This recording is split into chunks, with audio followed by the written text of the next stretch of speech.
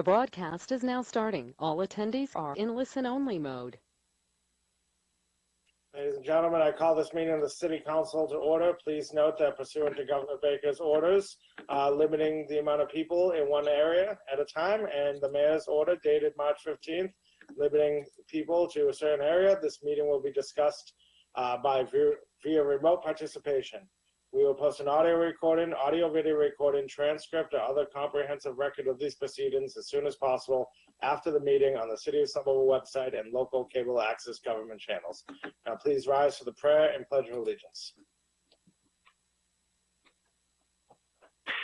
Mr. President, let's begin this meeting with a prayer. God, grant this City Council the serenity to accept the things that cannot be changed, the courage to change the things that can be changed, and the wisdom to know the difference. And now let's join in a salute to the flag. I pledge allegiance to the flag of the United States of America and to the republic for which it stands, one nation under God, indivisible, with liberty and justice for all. Please be seated. Mr. Clerk, please call the roll. This is roll call. Councilor Niedergang. Here. Councilor White. Here. Councilor Ballantyne. Here. Councilor Ewan-Campen. Here. Councilor Davis. Here. Councilor Strezzo. Present. Councilor Klingon. Present. Councilor Mba. Present. Councilor Scott. Present. Councilor Rossetti. Present. And Councilor McLaughlin. Yeah. Mr. President, all 11 councilors are present. We have a quorum. Do we have any moments of silence? I have Councilor Strezzo, Councilor Ballantyne. Thank you. I wanted to have a moment of silence for Joseph Pielmeyer, brother of J. Pielmeyer. His brother Jay says that Joe was relentlessly positive and supported prosperity amongst people. And he was one of the fastest, most optimistic oyster shuckers over at Hooked and Bow Market. He was loved by his bicyclist community and anyone who crossed paths with him.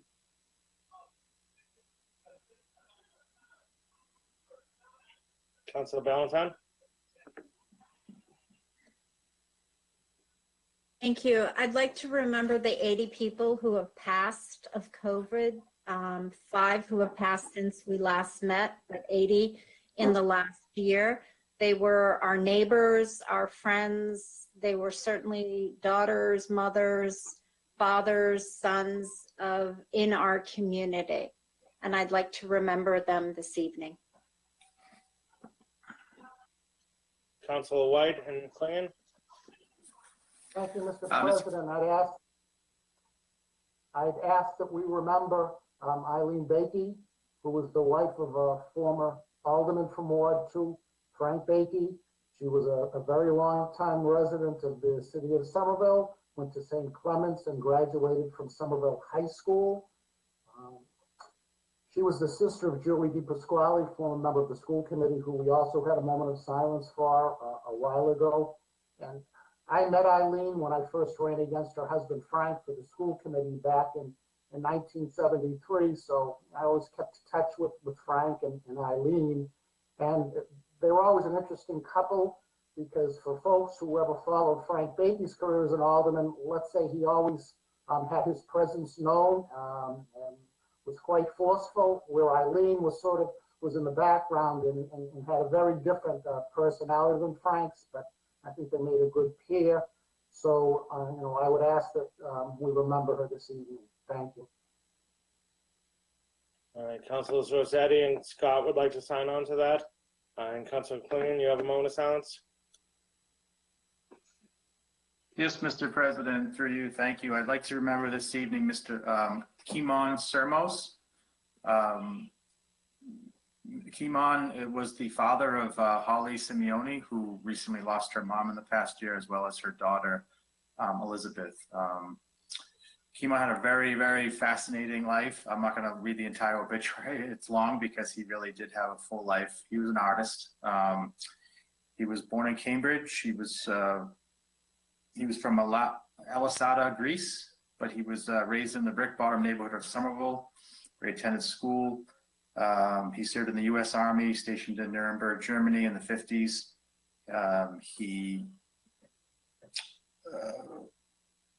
He's survived by many children. Evan, his wife, Anne of Andover, Holly Sermo Simeone, and her husband, John of Somerville, and his grandchildren, Caitlin Totolo and her husband, Michael of North Reading, Lauren Donahue and her husband, Adam, and many grandchildren. So this has been a really difficult year for Holly and her family. And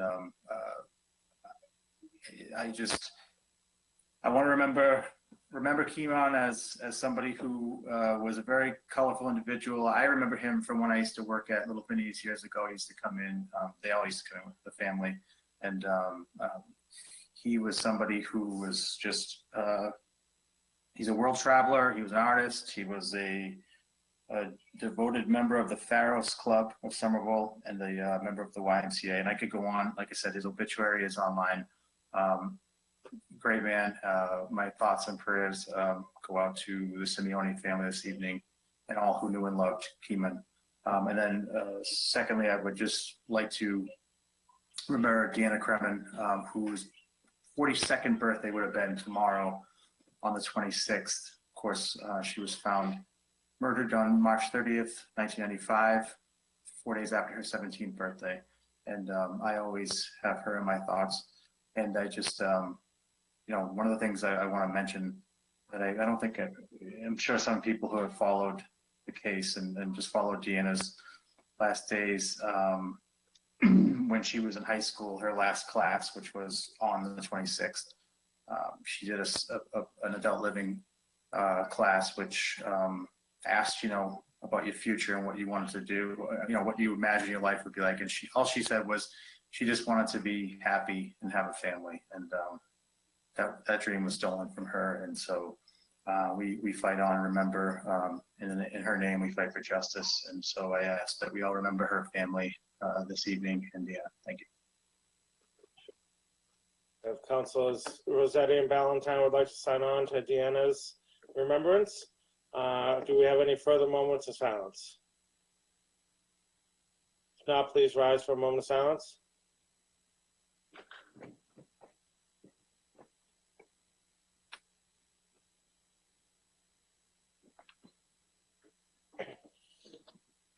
Please be seated.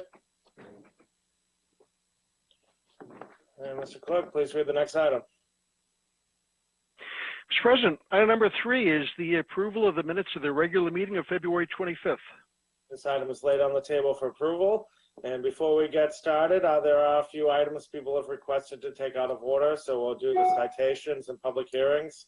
And then after that, we're going to take up item number 16, which is an item regarding the Women's Commission. Item number 11, which regards public bathrooms. Item 17, we get to welcome our Race and Social Justice Director. Item number 32 is an appropriation for workplace investigations. And then item 138 is an executive session. Do any other councilors want anything else taken out of order? Hearing none, let's go to item number 4, Mr. Clerk. Mr. President, item number 4 is a citation submitted by Councilor McLaughlin and the Mayor commending Donna Joy on the auspicious occasion of her retirement from the Personnel Department after 34 years of outstanding service. So there's no one for the city of Somerville that should not know Donna Joy, as she handles all onboard hires for city employees. So every city employee, including us, has to go through her at one point. Very happy to congratulate her on her retirement and the 34 years of service to this community. I believe Donna is in the audience if you would like to speak on this at all. I am going to unmute you, Donna, if you have any interest in saying hello. Oh, hello, everybody. Just want to say thank you so much. This is quite an honor. Never dreamed that I would be working for the city for as long as I have, but something must have been right because I stayed. So I appreciate the acknowledgement Thank you, everybody. Thank you, and thank you again, and enjoy your retirement, and please don't be a stranger to the city. Oh, yeah, no. Thank you, I won't. All right, thanks a lot. All right, thank you, Matt. Thank you. Any discussion? Seeing none, this item will be laid on the table for approval. Mr. President, that brings us up to item number 5, which is citation submitted by Councilor McLaughlin and the mayor, commending Daniel LeBlanc on the auspicious occasion of his retirement after leading the Somerville Community Corporation with distinction for 20 years. All right, so Danny will be getting this honor at the SEC annual event. Nobody tell him, it's a big surprise. So this item will be laid on the table for approval. And item number 6 is a public hearing on a grant location application submitted by Eversource seeking to install 88 feet of conduit in Beacon Street from a utility pole to a point of pickup at 111 Beacon Street. All right, I now declare this public hearing open. Is there anyone in the audience who wishes to speak on this item? Please use the little hand icon and I'll call on you. And I see Jackie Duffy. Jackie, you there? You're muted on my side, Jackie.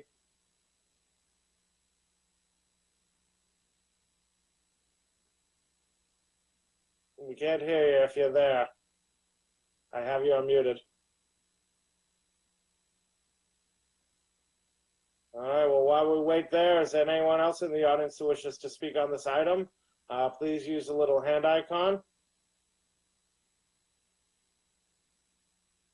All right. Well,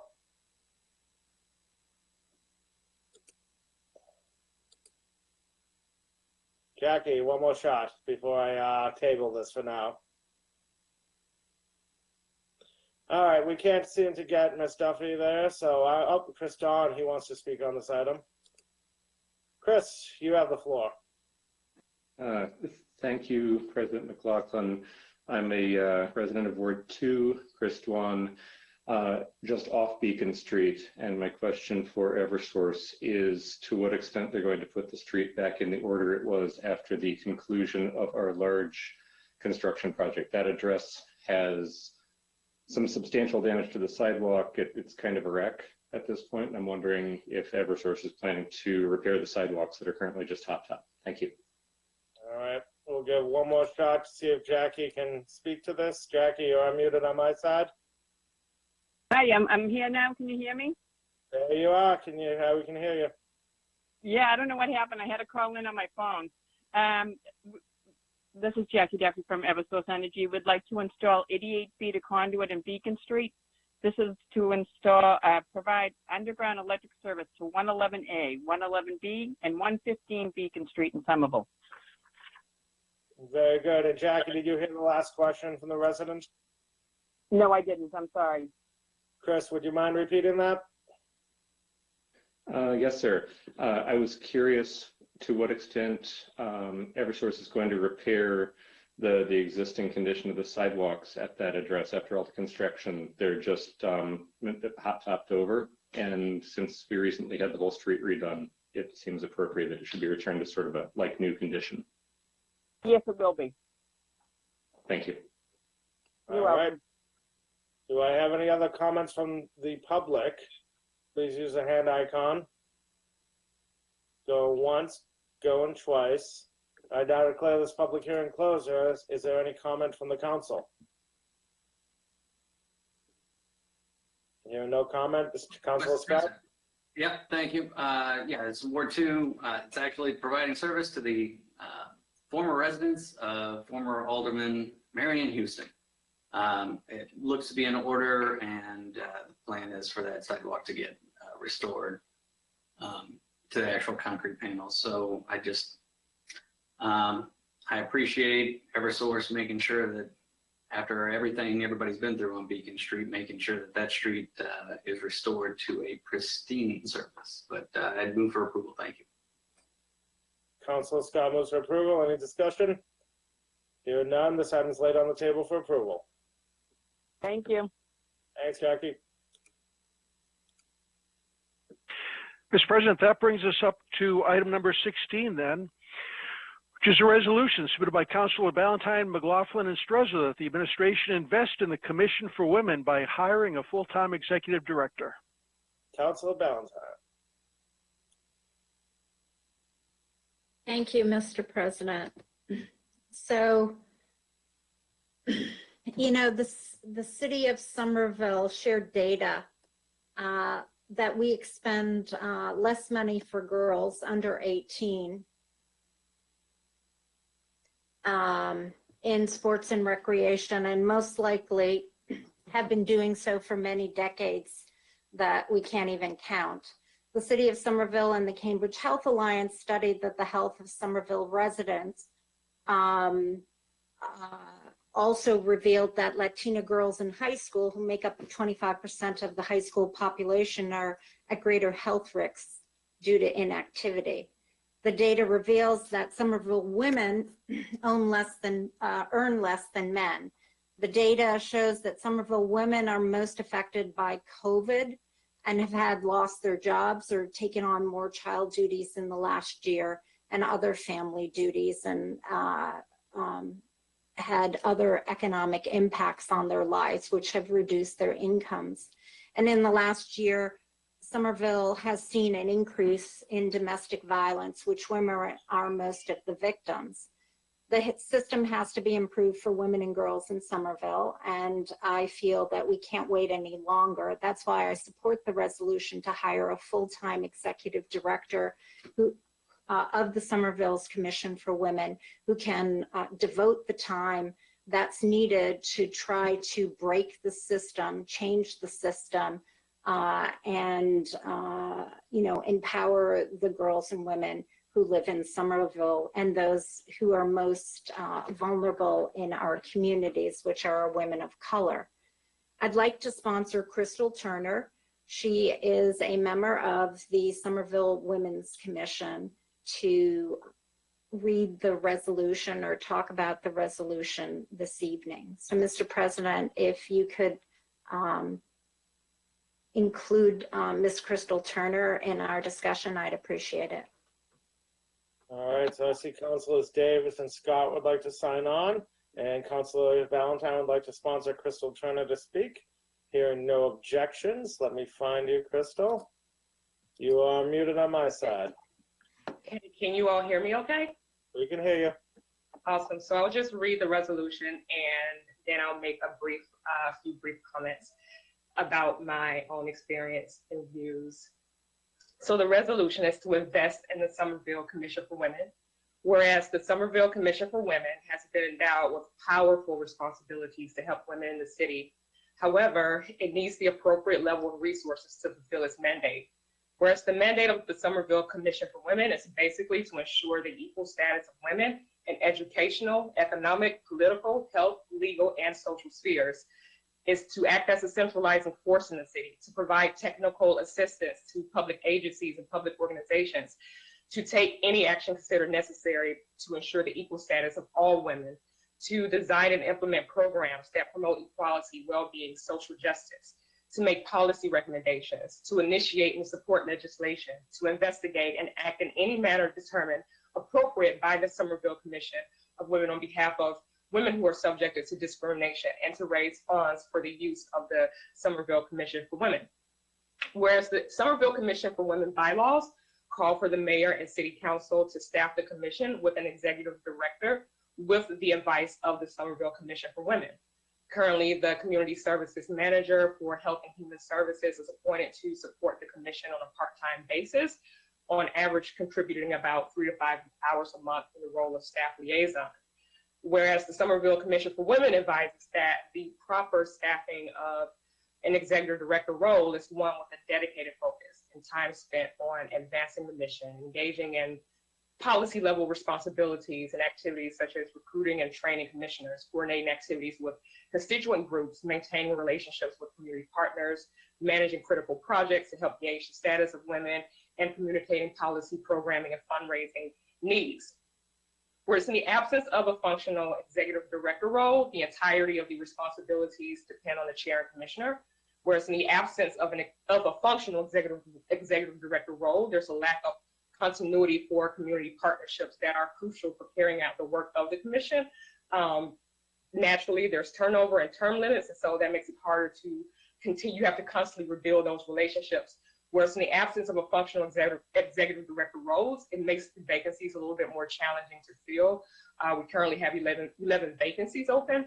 And whereas in the absence of a functional executive director role, there's a huge gap advocating for the needs of women, as Councillor Ballantyne alluded to earlier. So whereas in the era of social justice and reforms, to forego a functional executive director role for the commission is essentially to defund one of the primary groups that is mandated to advocate for equity solutions for one of the city's vulnerable populations, whereas the city of Somerville is creating a disservice to the vision of the city as one of equity and inclusion. Be it so resolved that the city of Somerville and the administration should invest in a full-time executive director and correct the system of inequity which impacts our women and girls. And so my comments are that I strongly believe in the purpose and vision that was set out for the commission. And I believe that it has the capacity to do amazing things for the city. And I'm standing here tonight because my hope is to see it fully functioning and the entirety of its potential, and to not be relegated to somewhat of an ornamental goodwill committee, for lack of better words. I feel like this is a structural deficit that needs to be resolved. Because of this lack on a personal level, there are times where I've personally spent at least 20 or 30 hours a month, well beyond the stated 5-hour volunteer commitment, on things that someone should have ideally been staffed to do. And I don't want for this to be the norm. So I'm asking that we would staff the commission. And I will also say, I don't think this is news. I think that most of us are already aware that this deficit exists, and that it's been that way for a while. And so to maintain the status quo, especially in this day and age, I feel like it's just not acceptable. I feel like it's to be complicit and willing to disempower the commission and in some ways disenfranchise those who would benefit from proposed policy and program and solutions from a fully staffed commission's efforts. So I call on each of you to take actions, to stand true to our values, to stand true to what we say we value as a city, what we actually do value as a city. I feel like the commission deserves better, our city does better, and I hope that all of you all would consider signing on and taking a stand to say that, okay, we're gonna do something now. We're no longer gonna allow this to happen. We're gonna take committed action today, and we're no longer gonna be underinvested in our efforts to serve the women in this city. We are going to do we are gonna do everything that we say we're gonna do and what we believe in to make change in our city. Thank you.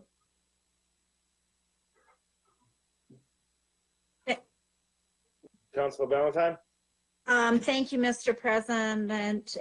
There's no discussion, but I would like this referred to the Committee on Equity, Gender, Families, and Vulnerable Communities. Thank you.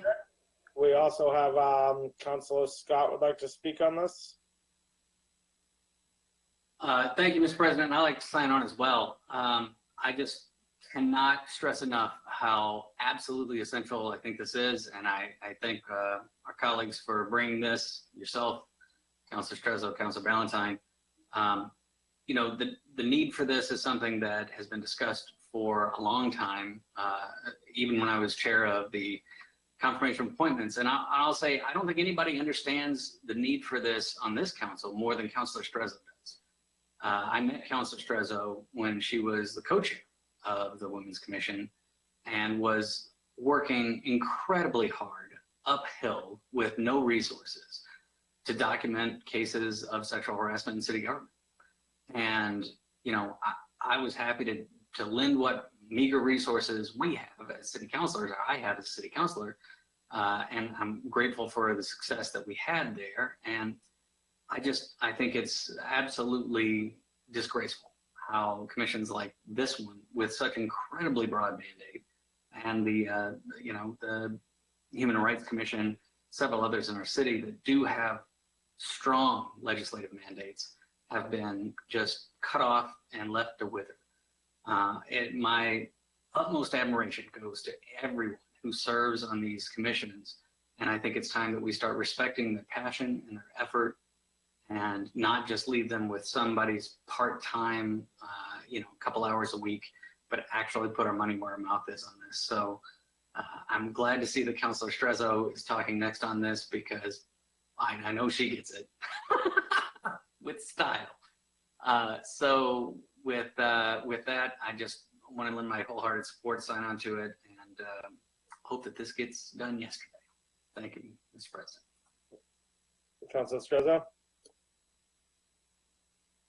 Thank you, Mr. President. I'd like to thank my fellow councilors for bringing this forward and your support on this. I'd also like to commend co-chair Crystal Turner for her amazing work, and I cannot say enough wonderful things about her. And yes, thank you so much. I'm very excited and delighted to have this moment, and pardon me, I'm done. Thank you. All right, I see Councilor Ewan Campen, Barr, Davis, Scott, all wanted to sign on. And I'll just speak very briefly on this because I do support it, and I appreciate Ms. Turner as a Ward 1 resident for bringing this forward. I would also say that there were several other commissions, the Human Rights Commission, Disabilities Commission, that could also probably use a lot of assistance. And we've seen in committees, you know, some city staff get double and triple tasked for a lot of different items. And they all kind of need this attention. And if we're hiring an executive director for a position that requires about 30 hours a week of work, and we have 2 other commissions, I think it'd be great if we had some sort of commission coordinator, just to make sure these groups are even allowed to have meetings. Like that's kind of one of the biggest issues sometimes is you don't have enough coordination to make sure there's a quorum to even hold meetings to discuss these items. So I definitely support it. Councilor White would also like to sign on, and this item will be laid on the table for approval and referred to the Equity Commission, and Councilor Clayton would like to sign on.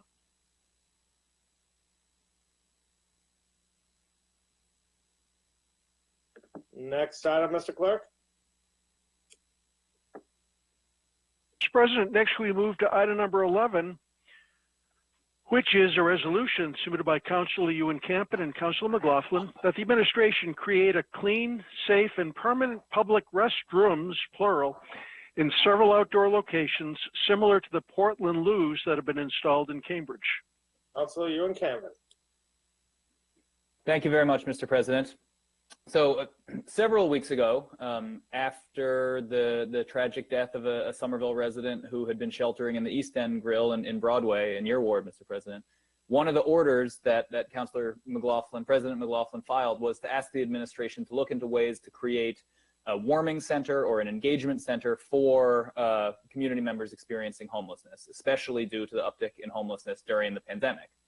And a few weeks back, this council had a follow-up conversation with Michael Libby, the director of the Somerville Homeless Coalition, who spoke strongly in favor of that. And he emphasized that in addition to, obviously, more beds, more housing opportunities, one of the biggest needs that their clients have is accessible facilities to handle basic necessities of life. And a few weeks after that, recently, I received an email from a staff member of the Homeless Coalition named Katie Jones, who I've invited to address us this evening, who said that one of the single greatest needs that her clients have in Somerville today is easy access to clean and safe restrooms. And our neighboring city in Cambridge has actually, in the past several years, has installed 2 very nice facilities that I'm aware of, one in Harvard Square, one in Central Square. They're called the Portland Loo. If you pass these by, they are clean, safe, attractive, and they provide a very essential service.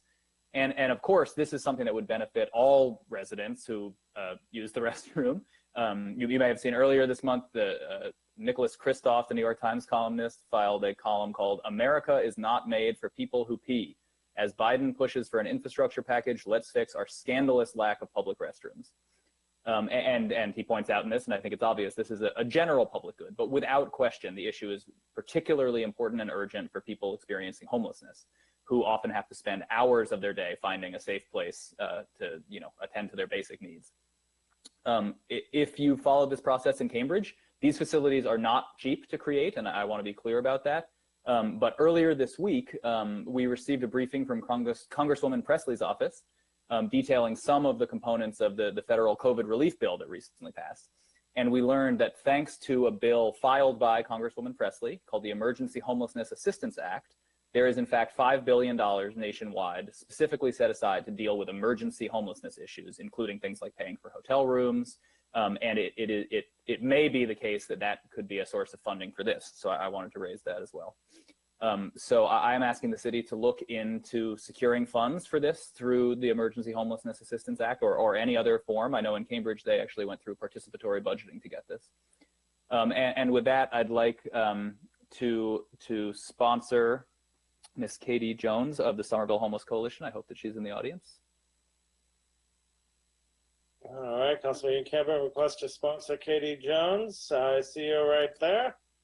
And you're unmuted on my side, Katie. All right, can you all hear me? We can hear you. Great. Great. Well, thank you all for carving out time for an issue that is of the utmost importance for so many of our Somerville neighbors, that is access to public restrooms. As a shelter coordinator at SHC, I know that this year has been particularly difficult for my clients. With libraries closing and restaurants restricting access, many clients spend their days riding buses back and forth to Cambridge to use public restrooms in Harvard Square or pay money that they frankly don't have for restrooms and T stations. But even before the pandemic, there weren't sufficient safe or clean options for our Somerville residents.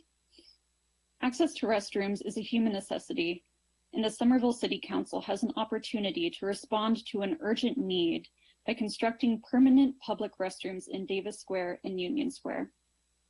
28 cities across the US, from Olympia, Washington to Cincinnati, Ohio, have already done this. But an instructive success story is just a few minutes south of us.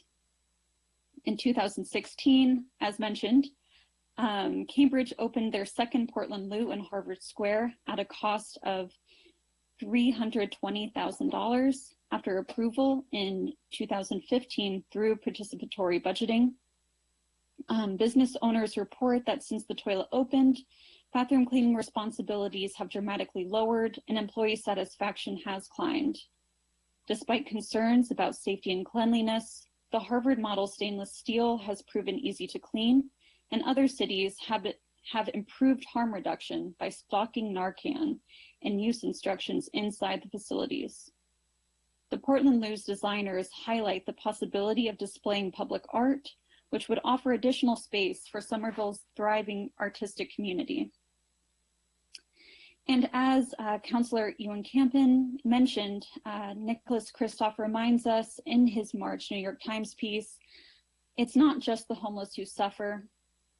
Taxi drivers, delivery people, tourists, and others are out and about all day, navigating a landscape that seems oblivious to the most basic of human needs. The same is true for parents with kids. My pregnant coworkers have reported the constant need to pee and needing to schedule their entire days around bathroom accessibility. Centralized public toilets would benefit mothers, tourists, and even cyclists and runners on the go. Somerville prides itself on being a welcoming, diverse community and for our innovative civic solutions. But in this matter of public restrooms, we unfortunately lag behind our peer cities. Installation of public restrooms, however, offers an opportunity to demonstrate that commitment in a way that will pay dividends for years to come. Thank you so much. Thank you. I see we have Councilor Barr, Klingon, Ballantyne, Scott, Davis would all like to sign on. Any further discussion? Mr. President. Councilor Ewan Campen. Thank you very much. I'd ask that this please go to Public Utilities and Public Works for further discussion. All right, Councilor Strezzo would like to sign on as well. If no further discussion, you said Public Health and Safety or Public Utilities? I think Public Utilities would be the most appropriate. Very good. This item will be laid on the table for approval and referred to Public Utilities. Next, Mr. President, we move to item number 17, which is a communication submitted by Councilor Mba, updating this council on the Racial and Social Justice Director hiring process. Councilor Mba. you, Mr. President. Can you hear me okay? We can hear you. Wonderful. You know, the long-awaited Director of Racial and Social Justice is finally here. You know, and I'm super excited to introduce Denise Molina Capas. She's going to solve all our problems. You know, her career has been focused on supporting civil rights and equity, diversity and inclusion, and empowering others to advocate on the issues that matter most to them. And I want to really acknowledge, you know, like the city for taking a giant step, you know, to create this department. So it's indeed a testament to the city's continued commitment to dismantle systemic racism and social inequities. So I just want to, she's here with us. I want to give her the floor to say a few words and say hello to members of the community and the public. Denise? Yep. We're all going to welcome Denise to the meeting.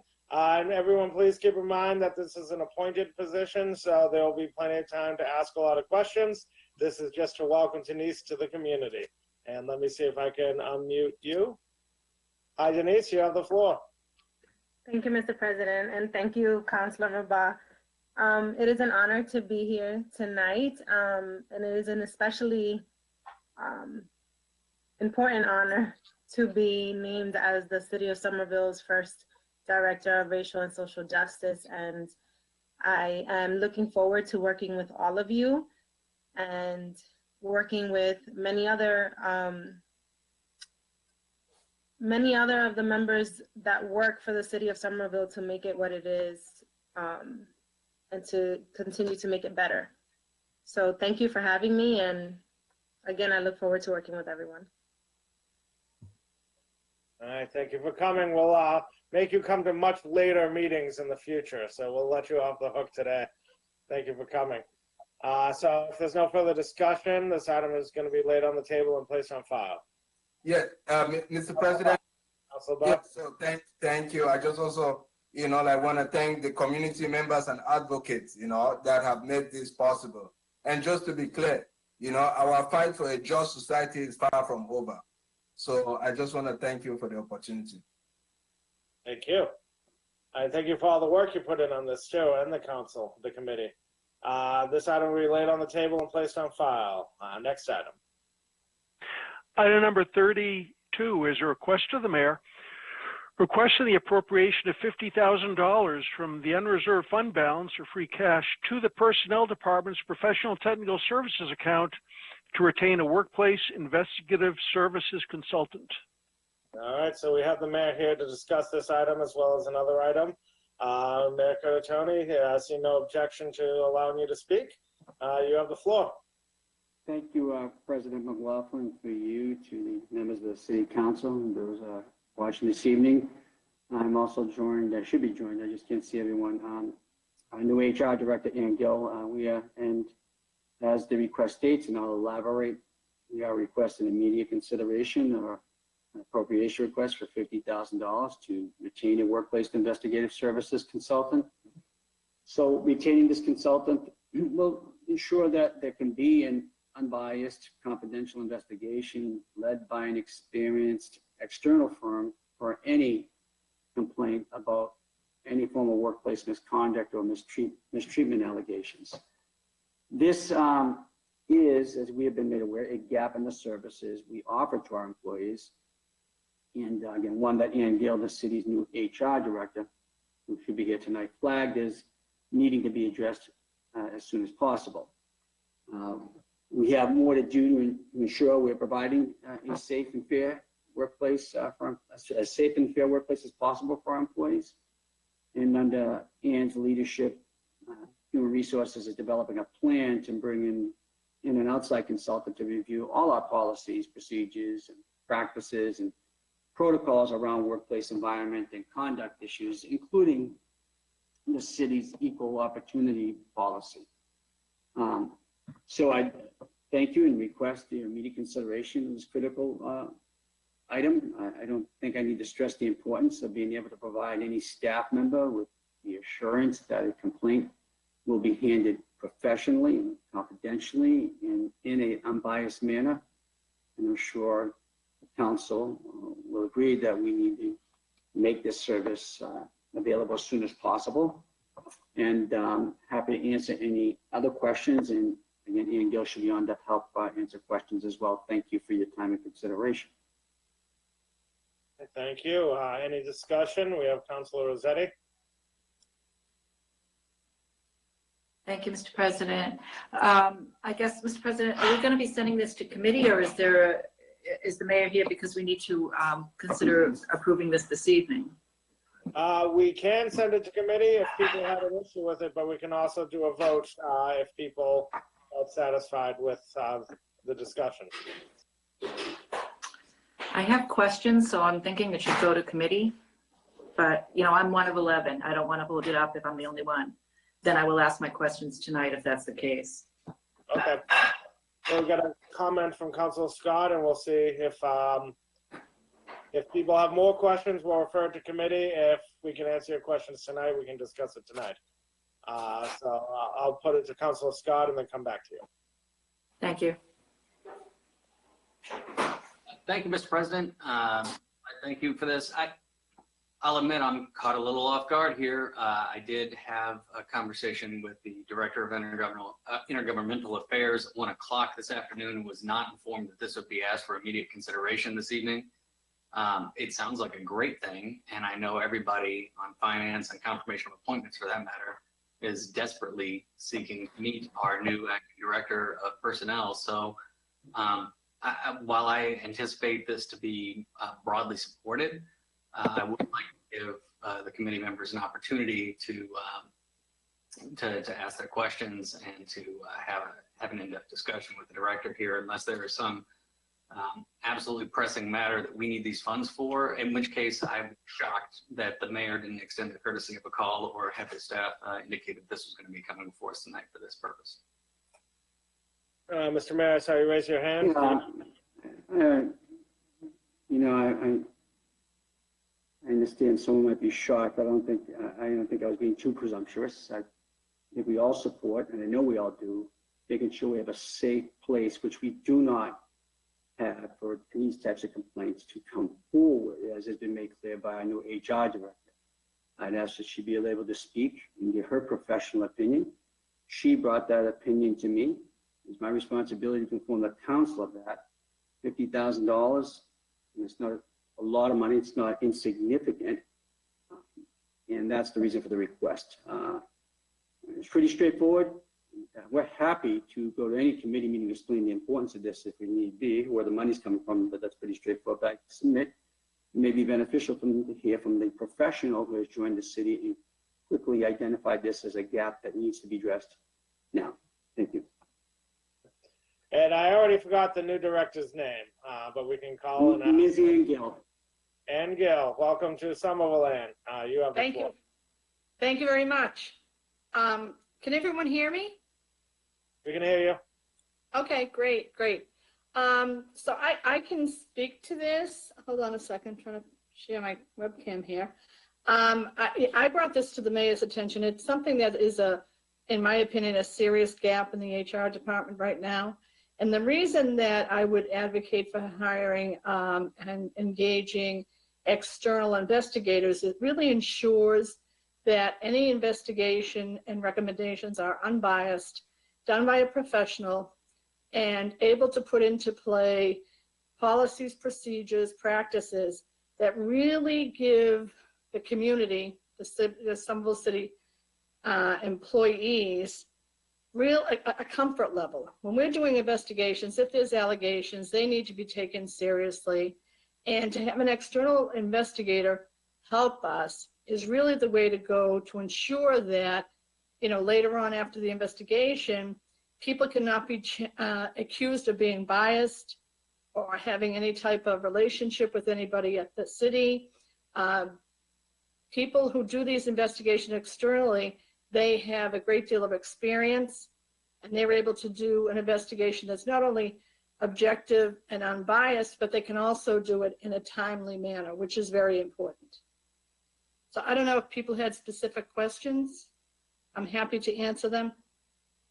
Maybe I could turn it back to Councilor Rossetti, as she had some questions. Thank you, Mr. President. Through you to Director Gill. Pleasure to meet you, ma'am. I know that the administration has been asking me to try to find some time where, as Right. chair of confirmation of appointments, we can chat. I wish this Sure. my counselor job was a full-time day job sometimes, because I just don't have enough hours in a day to do everything. Or I at night, understand. every night there's a meeting. Right. So I believe there's quite a number of outstanding items in the confirmation of appointments committee waiting to be heard. And if my memory serves me right, a couple of them reflect back to what you're somewhat what you're asking of us this evening. I also don't recall that the administration, maybe I'm wrong here, put forward your name for us to interview to approve your appointment to this directorship. So if that hasn't been done, maybe they can do it as a late item tonight. We can package this request with our meeting you in committee, and then we can go through the line of questioning. Then I have 2 meetings scheduled for April. I'll put you on one of those April meetings where we can dive into this. Sure. Okay, great. So, Mr. President, I don't know if anybody from administration can answer if they have yet put in the request for us to approve this appointment. Is there anyone from the administration here can answer that? Yes, through the chair. I can speak to that. Kushbu? Thank you. This is Kushbu Weber from the mayor's office. I have not yet submitted Director Gill's name through the process because we were waiting for a number of things to happen in addition to her being onboarded. So it will be forthcoming, Councilor Rossetti. Thank you. Thank you. So Director, through you, Mr. President, if I may I want to double check through you to the director. If at our next city council meeting, we received that official request for your appointment, would it be okay with you if we held this in committee until probably my second meeting in April, be towards the end of April, where we would discuss this? So I have the beginning of April already booked of a heavy agenda. Well, if you're asking for my opinion as to whether this can wait, I would strongly suggest not. I would strongly suggest not. You know, with these type of issues, and we have had complaints, and these type of issues, it really doesn't behoove the city to put things off any longer than we absolutely have to. So I would suggest, you know, I'm happy to wait for my appointment to be validated. However, I think to wait on this is a mistake. Through you, Mr. President. So if we are going to consider this financial request this evening, will this 50,000 just be sufficient through the end of the current fiscal year we're in? Yes. Through June? Yes. And what would be your anticipation of the request needed for a full year? You know, I don't have an answer to that quite yet. I think a lot will depend on, you know, what happens in the next couple of months to give me a better handle on assessing that. Okay. Then through you, Mr. Chair, Mr. President.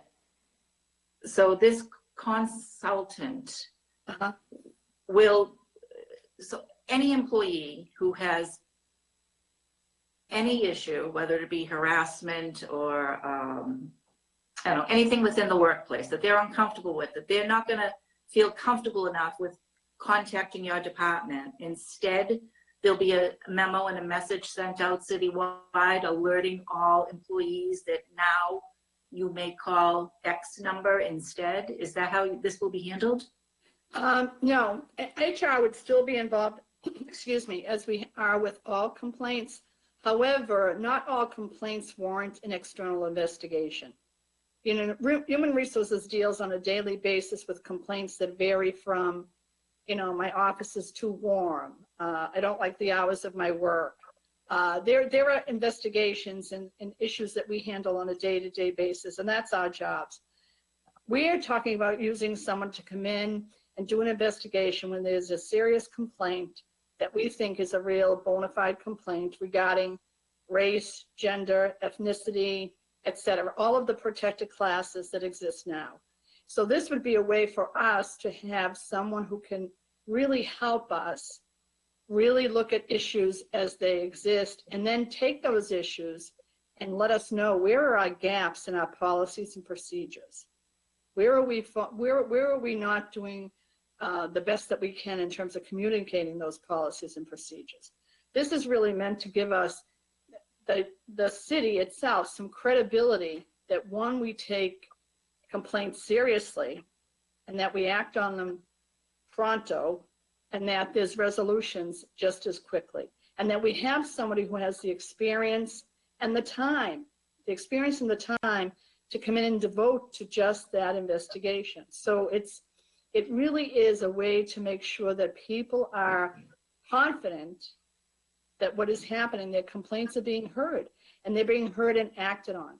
So we will still have the complaint come through HR, and then we'll be the ones who will, with our expertise, decide what needs to be investigated externally and what can be handled internally.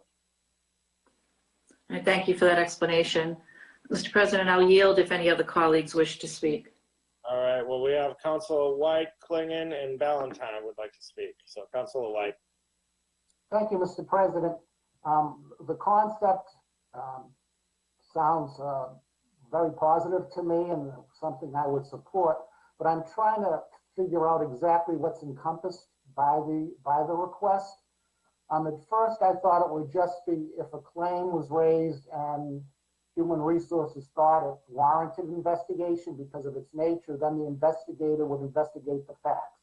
That to me would be pretty straightforward, but then it's also indicating that the investigator would also make recommendations as far as city policies would go in your department.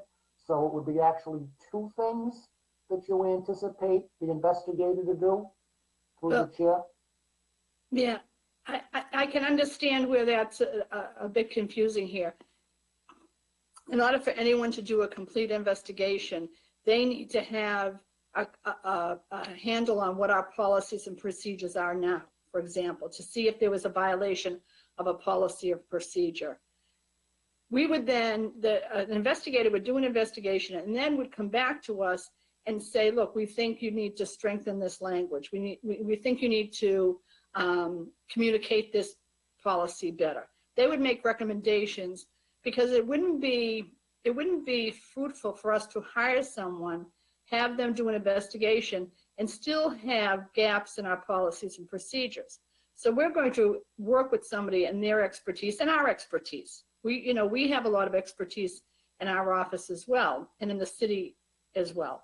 So we're going to work as a collaborative effort to say, if in fact this violation happened, if somebody, for example, did in fact were found responsible for sexual harassment, what do we need to do? Why did people not know this policy? Are there gaps in this policy? Do we need to rewrite this policy? Do we need to make sure it's out in the community on a regular basis? So it's really somebody to help us, partner with us, to make sure that we're doing the right thing by everyone. So I don't know if that answers your question, Councilor White. Yeah, it's helpful for me because, so I see it then as twofold. I mean, you can hire a private investigator just to investigate facts, but you're looking for something more, which I think makes sense. Through the chair, I would have a follow-up question. Do you plan on paying this person on an hourly basis? Are you going to have a lump sum payment for the person to be on call? Because I'm just wondering what the $50,000 will cover for, we only have 3 months. Right. Yeah. Right. Right now, they would be paid on an hourly basis with a cap of the money that the mayor is asking for. So we would pay someone on an hourly basis, and they would, again, we will manage this. We are going to work with the consultant to manage their time and to make sure that we are giving them the information that they need. So we're not just going to abdicate our responsibilities to an investigator, an external investigator. We're going to work with them. And when I say we, I mean Human Resources in the city, to make sure that we're making good use, efficient use of an external investigator. Okay, thank you. One final question through the president would be, do you already have a consultant in mind? Do you have a form of a contract with the consultant? And what is the consultant's hourly charge going to be to the city? We have somebody who's ready to consult with us, given if in fact the appropriations are approved. Okay, so go ahead. I'm sorry. I didn't want to interrupt you. Now, what is the anticipated hourly rate for the consultants? Well, it'll be, generally speaking, it runs between $250, $300 an hour, which is a typical rate. All right, thank you, Mr. President. I think I've had all my questions answered. All right, thank you. We got Councilor Klingon and Ballantyne. Thank you, Mr. President. Through you, pleasure to meet you, Ms. Gill. Thank you. So just a couple of things. So the particular consultant that you have in mind, I mean, could you name them, or is that? No, not currently, no. Sorry, I don't mean to answer so currently, but okay. I would not be comfortable in that. Okay. Well, my question is, so in addition to, at least fact finding, in addition to also looking at our policies and seeing where the gaps and stuff are, I mean, they would certainly be also like investigating to where they would, if discipline was needed, they would be letting you know that, right? I mean, that you'd be in communication with them around like what, if somebody did in fact, is this just policy oriented or is this like action oriented around discipline as well? Right, we are looking for someone to be the finder of facts to do an investigation. What discipline and sanctions would be meted out would be at that we would be making that decision. We would not leave that to an investigator. That would be an internal matter. Right, but they would advise you if, because again, being the specialists, they would advise you as to whether or not a policy was in fact, broken. Well, exactly. What they would do is they would look at our policy and say, okay, we investigated, Mary Smith, and we found her, for these reasons, A, B, and C, we found her in violation of the policy. They don't make recommendations as to what we should do with Mary Smith. That's our call. That's our call. That's an internal call. And those calls are made, generally speaking, those decisions are made collectively. So no one person makes the decision. No, that's fine. You answered my question. It was really just to say whether or not they had a finding on whether or not they thought that somebody, and then, somebody had violated policy. I think this is great. I don't think we should, I think this seems like something that should have been in place already, since we don't have, a big human resources staff. If this is, if this is an issue where we need to close the gaps, I mean, I would, the sooner the better. I'd move to approve this evening. I'd be fine with that after Ms. Gill answered my questions. Thank you. You're welcome. We have Councilor Ballantyne and Strezzo. Thank you. Good evening. Welcome, Ms. Gill. Good evening. Thank you for joining us. And I am totally in support of this. Thank you for suggesting it. It's an attempt to look at a comprehensive attempt to look at both sides of the argument. It makes complete sense to me. And if there are complaints by employees of the city, we should be responsive. We should address these quickly and fairly. So I'm in total support of this, and I would also move for approval, immediate approval this evening. Thank you, Mr. President. All right, well, let's see. Councilor Strezzo was drawn. We have competing motions to approve. Councilor Scott, do you have a final comment? Yeah, Mr. President. Yes, thank you, Mr. President. Look, I really appreciate that we took the time on this. Again, never happy with having things sprung on us, but it's a pleasure to meet. I would just be in support of Councilor Rossetti's request to put this on a future confirmation of appointments because I do think it is a gap. I got to say, it's a breath of fresh air, Acting Director Gill, to hear this level of urgency and concern out of the personnel department. We've been without a director for a very long time. I think that's showing up. So after this discussion, unless any counselors have any unresolved questions, my inclination would be to move for approval on the financial item, and either, I don't believe we can refer a financial item, but move for approval on this item, and then create a separate item. I'll make a motion as a late item to. Well, if I can, Council Scott, I think Anne will be appearing before confirmations of appointments. Do we need an order to discuss this if she's going to be there anyways? There's no item appointing her, Mr. President, so I think we need to create an item that Councilor Rossetti can put on the agenda for that committee. Okay. So if you want to do a late item, that's fine. Yeah.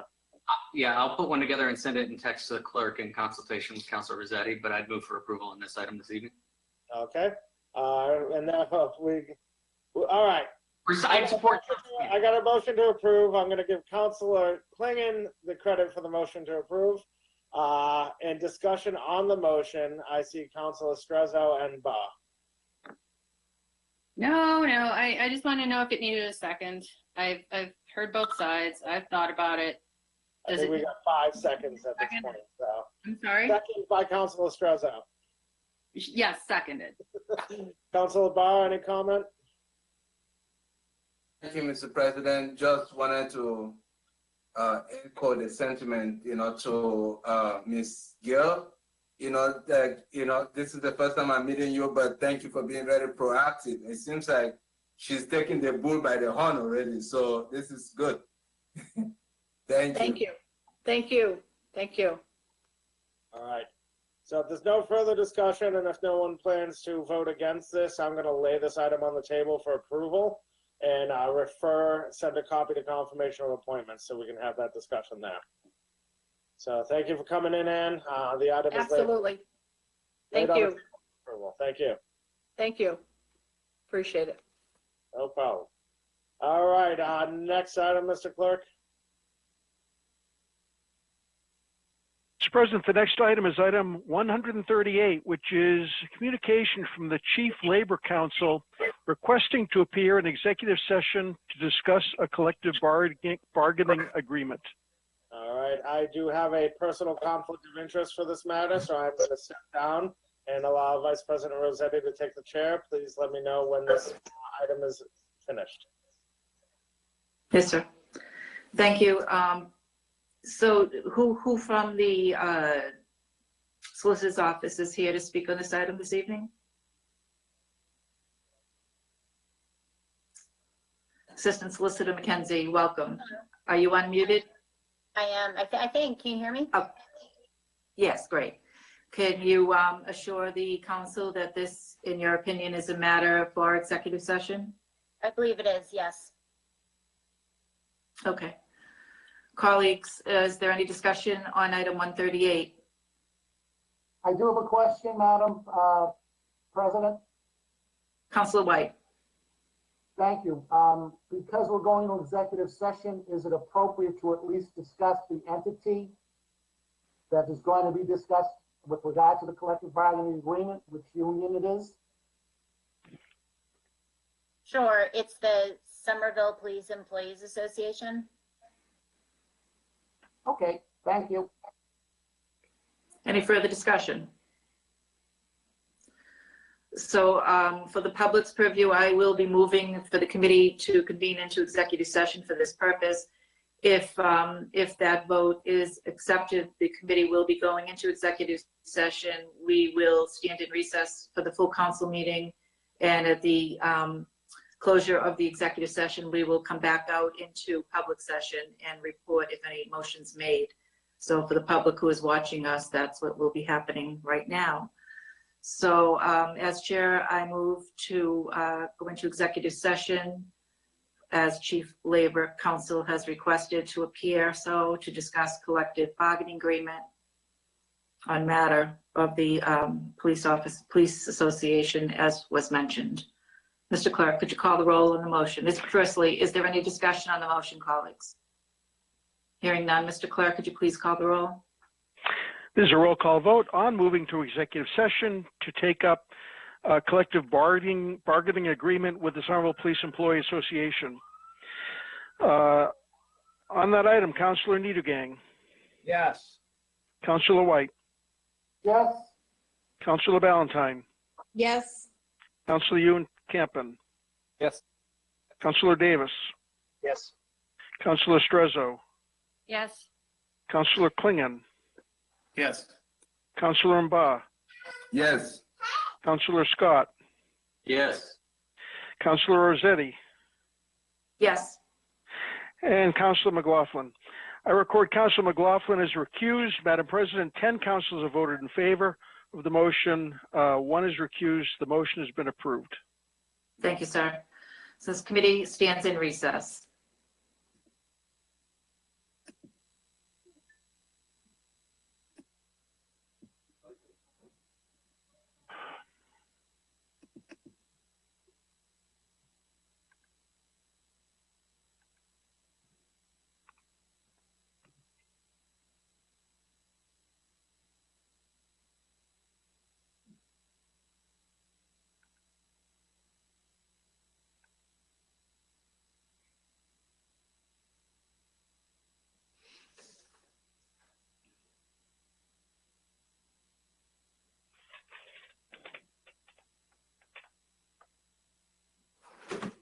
Mr. Long, are you there?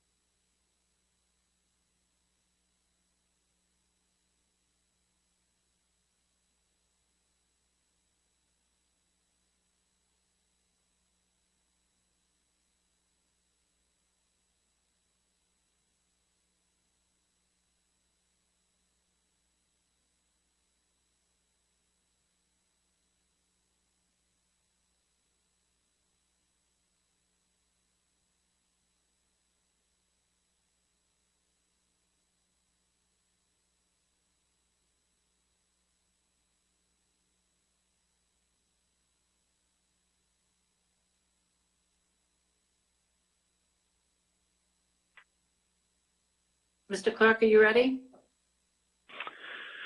I am ready, Madam President. Thank you. Okay, I'd like to call this meeting of the City Council back to order. The committee did meet in executive session. Other than motion to adjourn, there were no other motions made or votes taken. Back to the regular order of business. Mr. Clerk, could you please read the next item, and welcome back, Mr. President. Good to be back. Madam President, Mr. President, first, let's confirm the presence of a quorum after returning from the executive session. Mr. Clerk, please confirm the presence of a quorum with a roll call vote. With pleasure, Mr. President. Councilor Niedergang. Here. Councilor White. Here. Councilor Ballantyne. Present. Councilor Ewan-Campen. Here. Councilor Davis. Here. Councilor Strezzo. Yeah. Councilor Klingon. Present. Councilor Mba. Present. Councilor Scott. Present. Councilor Rossetti. Present. And Councilor McLaughlin. Yeah. Mr. President, all 11 councilors are present. We have a quorum. All right, next item. We return to the regular order of business. That brings us to item number 7, which is an order submitted by Councilor Strezzo. The Director of Constituent Services discussed with this council's Committee on Housing and Community Development options for residents to report hate crimes to 311 and the 311 mobile app. Councilor Strezzo. Thank you, Mr. President. So this order is exploring, this was brought forward by a constituent to see that if we can have something a little easier to report hate crimes, heaven forbid they be in our community. That's about it. Thank you. All right, any discussion? Hearing none, this item will be laid on the table for approval. Item 8 is an order submitted by Councilor Rossetti that this council's Committee on Finance discuss with appropriate staff anticipated funding from the recently authorized American Rescue Plan Act. Councilor Rossetti. Mr. President, thank you. So what brought to mind this, of course, this was a recent vote by our nation, but at the high school building committee, this came up in discussion by myself, and Mr. Bean also serves on the committee with me. And I did let him know I'd be putting this order in because, as we all know, we received communication from the Mass Municipal Association. And according to their estimations, with this act now voted, some of they have as a suggested receipt to be $63,281,713. Now, that amount is to be split over the course of 2 years. That's a big chunk of change. Mr. Bean did suggest during the school building committee meeting, as I was questioning that, because the high school project will most likely need more funding because of COVID. But he disagreed with these figures that the MMA put before us. So I'm sure he looks forward to better explaining to the committee what the numbers will be. But I am hopeful. I apologize for not speaking with the chair of finance, but I'm hopeful that in a soon meeting of the finance committee, we can have this discussion with whomever from the city that wishes to address this with us. All right, Councilor Ballantyne asked to sign on to item number 7. Any further discussion on this item? Hearing none, this item will be laid on the table for approval with a copy sent to the Finance Committee. Councilor Ballantyne want to sign on to item 8, not 7. All right, laid on the table for approval, referred to Finance. Next item. Item number 9 is a communication submitted by Councilor Rossetti reporting on the high school building committee meeting of March 15, 2021. Councilor Rossetti. Thank you, sir. So joining us for this meeting was Acting Commissioner Jill Lathan. She is now going to be an assigned member to the committee in her capacity as Acting Commissioner. And I've also been assured that she has been having weekly meetings with the team of the construction project because we want to be sure that DPW is on top and aware of the new materials and whatnot of this fantastic new building. We're in phase 3 with the field, as I reported last. There is still asbestos recovery happening, and Rich Raish let us know that the timeline for the completion of this field has been pushed out to May of 2022, in part because the GLX project has been impacting the completion date. So that was unfortunate to hear. That's part of the reason, and I just wanted that to be understood by the community for the delay in the completion. The punch list to the school project phase 1 and 2 right now is 759 items on the punch list. The goal, we were told, the committee was told to have those items to be completed and taken care of by April vacation, by the end of April vacation. And the team has been working, we are told, on the weekends to address these outstanding items. Also, there are multiple furniture, fixtures, and equipment punch list items. I had asked for a breakout, a separate list of that 759. I asked for a breakout, which we'll be receiving at our next building committee meeting. The contingency line is still in the negative. It's now up to $2.853 million in the negative. The committee is still addressing line by line. And then, of course, the monies that I just spoke to from the federal government, Mr. Bean said the American Rescue Plan Act monies should help with helping assist with some of the deficit of this contingency line right now, because a lot of it is related to COVID impact on the project. Thank you for letting me share that information. And if any questions, anybody can call me anytime. Any discussion on the item? Hearing none, this item is laid on the table and placed on file. Item number 10 is a resolution submitted by Councilor Ewan Campen that the administration convene a working group of members of the public and planning staff to prepare recommendations for a zoning amendment affirmatively furthering fair housing. Councilor Ewan Campen. Thank you, Mr. President. Work on this order is already underway, and I would just ask that this please be sent to Land Use Committee. All right, Councilor Davis asked to sign on. Any discussion? Hearing none, this item is laid on the table for approval and referred to the Land Use Committee. Item number 12 is an order submitted by Councilor Klingon that the Director of Communications ensure that when in-person meetings resume, all city meetings will have a virtual participation option. Councilor Ewan Campen would like to sign on. Councilor Klingon. Thank you, Mr. President. Through you, I think this is pretty self-explanatory. I think that we've seen a major increase in participation through COVID. And I think that, it allows, not only will it help in terms of the issues that we find around childcare and so on with getting to meetings, I think that continuing on to have a virtual component to these meetings in a way to communicate via, via digital means, I think is imperative to having a robust and equitable conversation going forward in our meeting. So I'd like the Director of Communications to explore this and hopefully be able to make it happen. I'm not sure, in terms of cost or whatnot, but it seems to me like an easy, barrier we need to overcome. So thank you.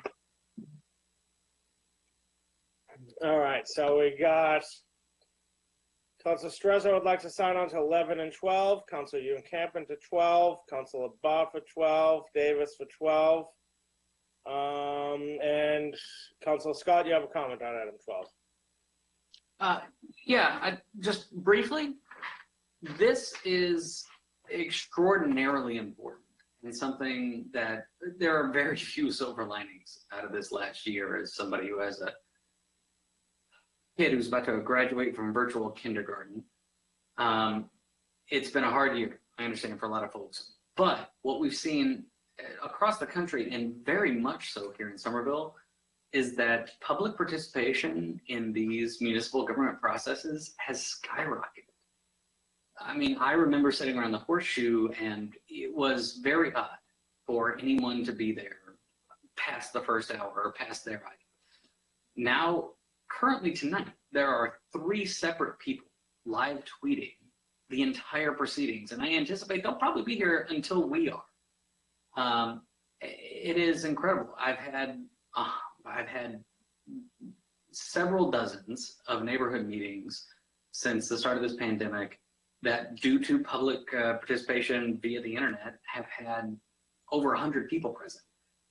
The ability for residents to watch these on live stream and then later on the recorded rebroadcast has very much encouraged members of the public to get involved and then to stay involved, because honestly, as much as anyone might disparage the grinding gears of municipal government, this is something that's really important to people's lives, and I love the accessibility that we've created through this particular format. So I could not applaud Councilor Klingon more for this measure, and I'll absolutely sign on. Thank you. All right, Councilor Ballantyne would like to sign on. Any further discussion? Hearing none, I'll just mention that I have already spoken to the city about this, because I agree that this was a huge benefit to COVID. The silver lining of COVID, I should say, that more people were able to participate. Before, we just have a few people in the crowd who had nothing better to do. And now we have people who have nothing better to do at home, participating from home. And I think that's an improvement. So we definitely don't want to lose that when we finally do get back to in-person meetings. So seeing no further discussion, this item will be laid on the table for approval. Item 13 is an order submitted by Councilor Klingon that the Director of Parks and Recreation reopen all basketball hoops at city parks and school playgrounds. I'm signing on to this one. Councilor Klingon. Thank you, Mr. Chair. Through you, I think it's just something that may have been overlooked, as we sort of start. As summer comes, as we're getting into spring and summer, I think that, this order as well as the next order are just speaking to, the need and the desires of the community to know what to expect in terms of what their outdoor activities options will be. So, I've had many constituents of mine come to me and ask me about the basketball hoops. Again, this would still be, on people's discretion to play, to keep a safe distance or what have you. But I just think it's high time that, if we want to encourage people to go outside, we need more basketball hoops open so that therefore they can actually shoot some hoops and keep it safe. So I appreciate the administration acting on this pretty quickly, or give us a reason why they can't open the other basketball hoops. Thank you. All right, Councilor Baugh and Ewan Camper would like to sign on. Any further discussion? Hearing none, this item will be laid on the table for approval. Item 14 is an order submitted by Councilor Klingon that the Director of Parks and Recreation discuss with this council's Committee on Open Space, Environment, and Energy the plan for reopening city parks and school playgrounds, including water features. Lord Klingon. Again, so, just as we get into the spring and summer seasons, I think parents, as well as different childcare organizations would like, to have this information available, whether it's going to be the certain protocols that they're going to have to limit people in park. What is the procedure going to be going forward with regards to our open space? I think parents and other organizations with children would like to know sooner than later. So thank you. All right, seeing no further discussion, this item will be laid on the table for approval, and I'll refer this to Public Health and Safety, and we can have a full conversation about parks in general. Mr. President, the item is to be approved specifies that the item be discussed with Open Space, Environment, and Energy. Okay, fine. I'd be amenable to changing it. I try to keep all the COVID stuff in the COVID category, but we can spread the love. Okay. Item 15 then. Item 15 is an order submitted by Councilor Klingon, the Director of Parks and Recreation, update this council on discussions with DCR to enter into a memorandum of understanding regarding the control of Foss Park. Councilor Klingon. Thank you, Mr. President. Through you, as you know, as a councilor who shares Foss Park, it borders our wards. This has been something that's been discussed and bandied about for many years. But now that we have the new facility open, the soccer field, which has been completed.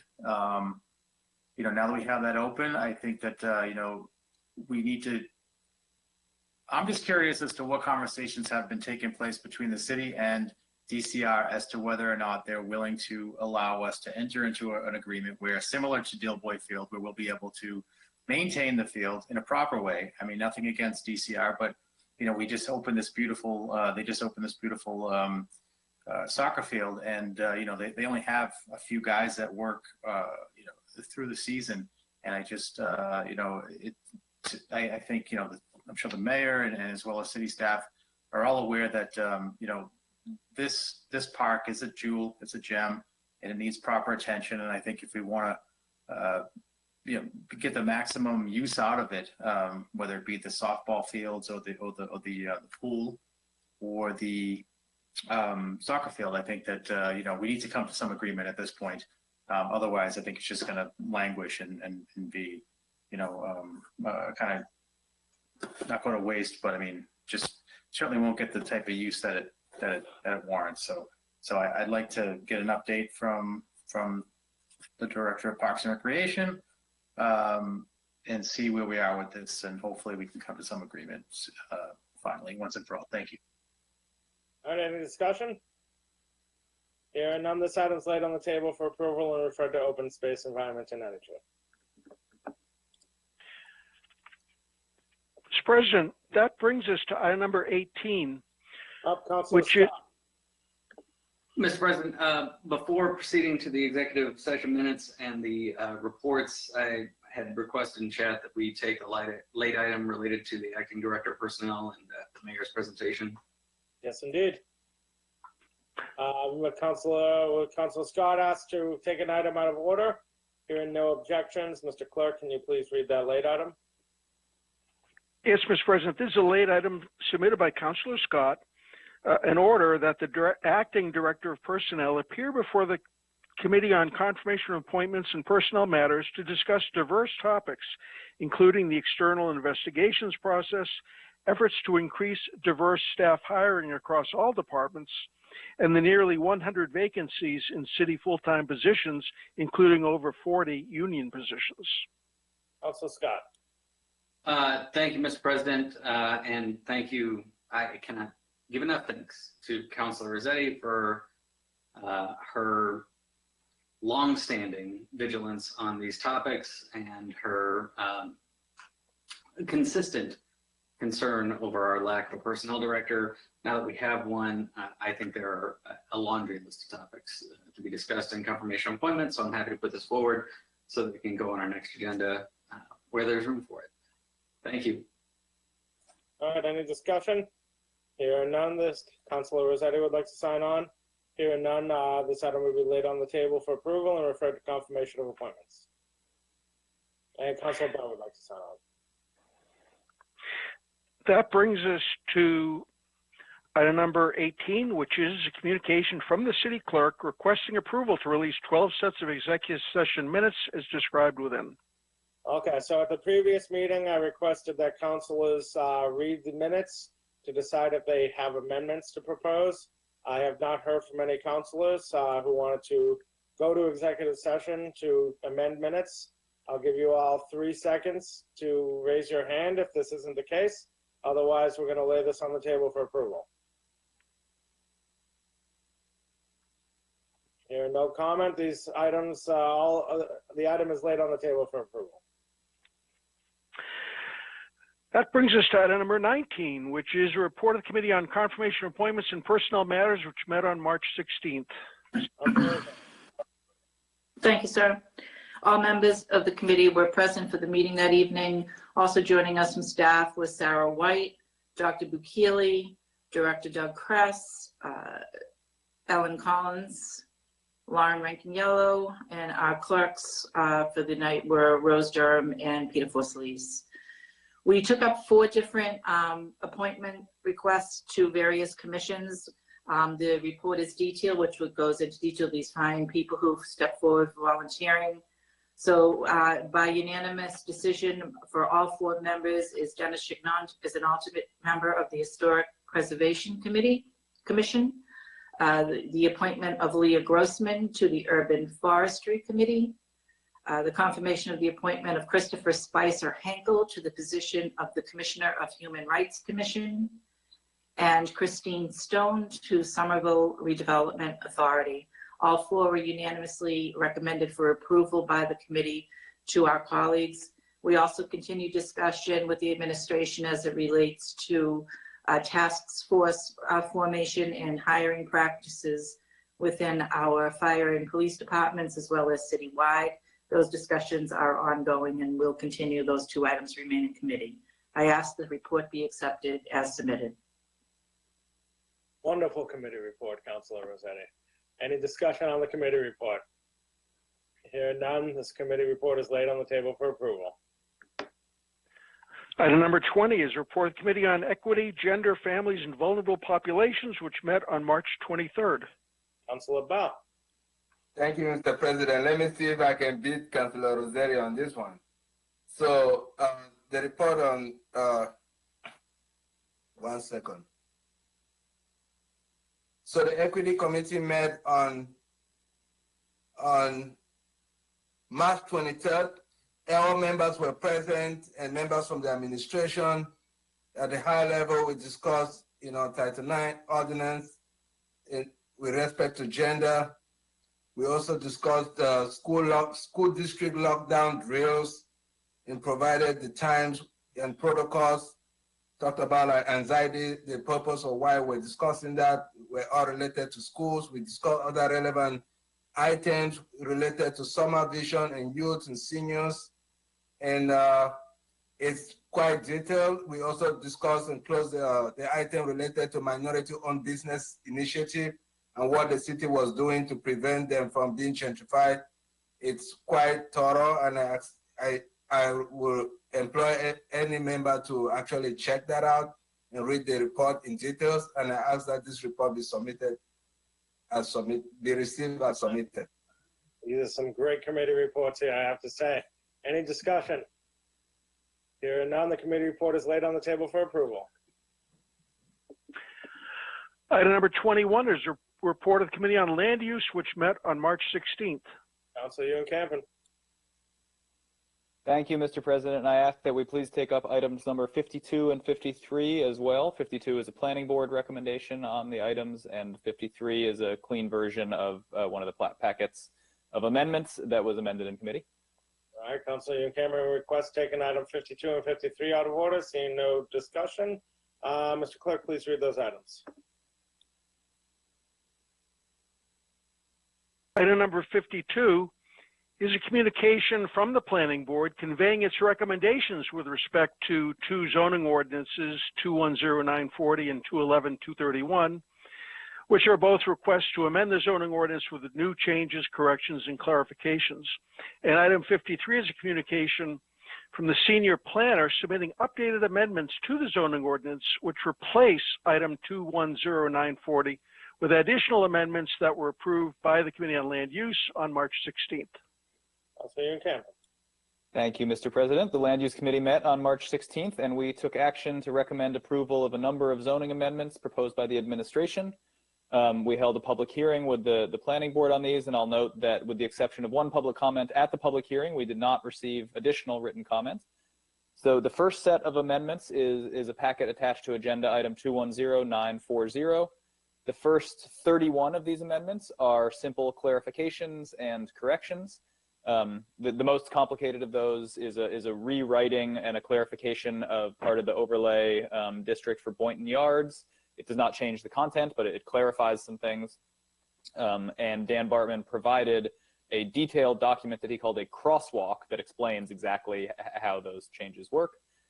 Items 33 and 34 involve creating language for electric vehicle charging stations as a defined term in the zoning, and to create language around recharging stations, and those included an in-depth conversation with Mr. Sellers Garcia from the Office of Sustainability. We did not take action on one of the items in this packet, which was number 32, a proposed amendment that has to do with buyouts of civic space in Assembly Square located near I-93. I'll follow up with that in a moment. We did amend these proposed amendments in committee, and as the clerk read, we have a clean copy of these that has been submitted as item number 53. So I would move to amend the committee report to replace the attachment to 210940 with agenda item number 53, please. All right, on the amendments, Mr. Clerk, you get that? Yes, I do, Mr. President. Okay, any discussion on the amendments? And none, roll call vote on the amendments.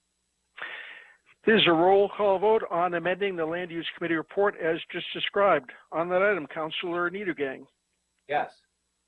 Councilor White. Yes. Councilor Ballantyne. Yes. Councilor Ewan-Campen. Yes. Councilor Davis. Yes. Councilor Strezzo. Yes. Councilor Klingon. Yes. Councilor Mba. Yes.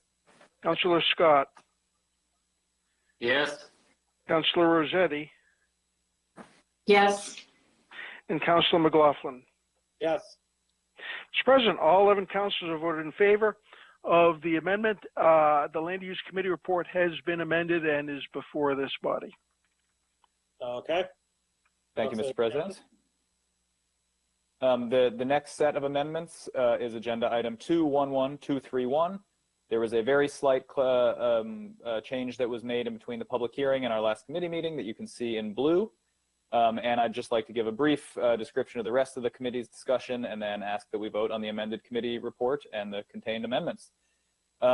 So in addition to our discussion of those amendments, we had two kind of lengthier conversations. One is about Councilor McLaughlin's proposed amendment to allow civic space in lieu payment buyouts for parcels that are near Interstate 93 or other major roadways citywide. So Councilor McLaughlin explained that no one wants civic spaces to be built within 500 feet of I-93. It is not a safe place to encourage people to be. So the idea is to allow developers to pay into a fund, our open space acquisition fund, to build civic space elsewhere. And Councilor McLaughlin explained that he would also like to make it possible for these funds to be used for pollution mitigation, specifically to build sound and pollution barriers on I-93, which is one of the biggest environmental justice issues in Somerville, if not the biggest and most longstanding, and which Councilor McLaughlin and others have been fighting to improve for many years, despite the fact that the state has failed to provide basic air quality protection for residents of East Somerville.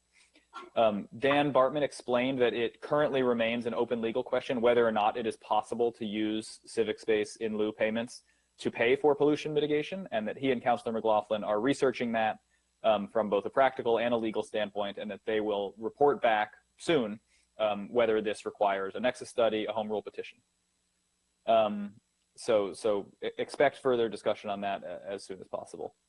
And we also, at the request of Councilor Niedergang, had a brief discussion on whether or not to revisit the issue of the existing prohibitions on allowing 4 or more unrelated individuals to live together in one residence. Several councilors expressed their opinions on this, which are captured very well in the minutes, so I won't go into the details.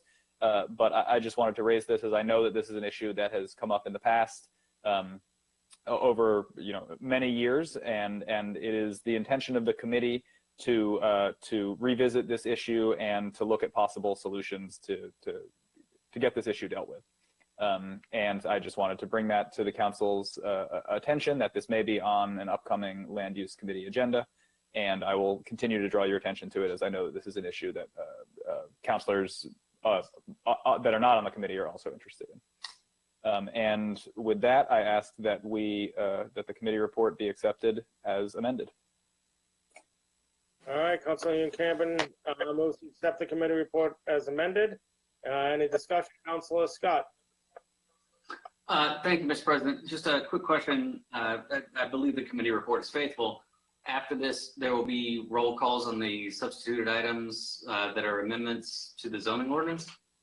Yes, we have a few roll call votes coming up. All right.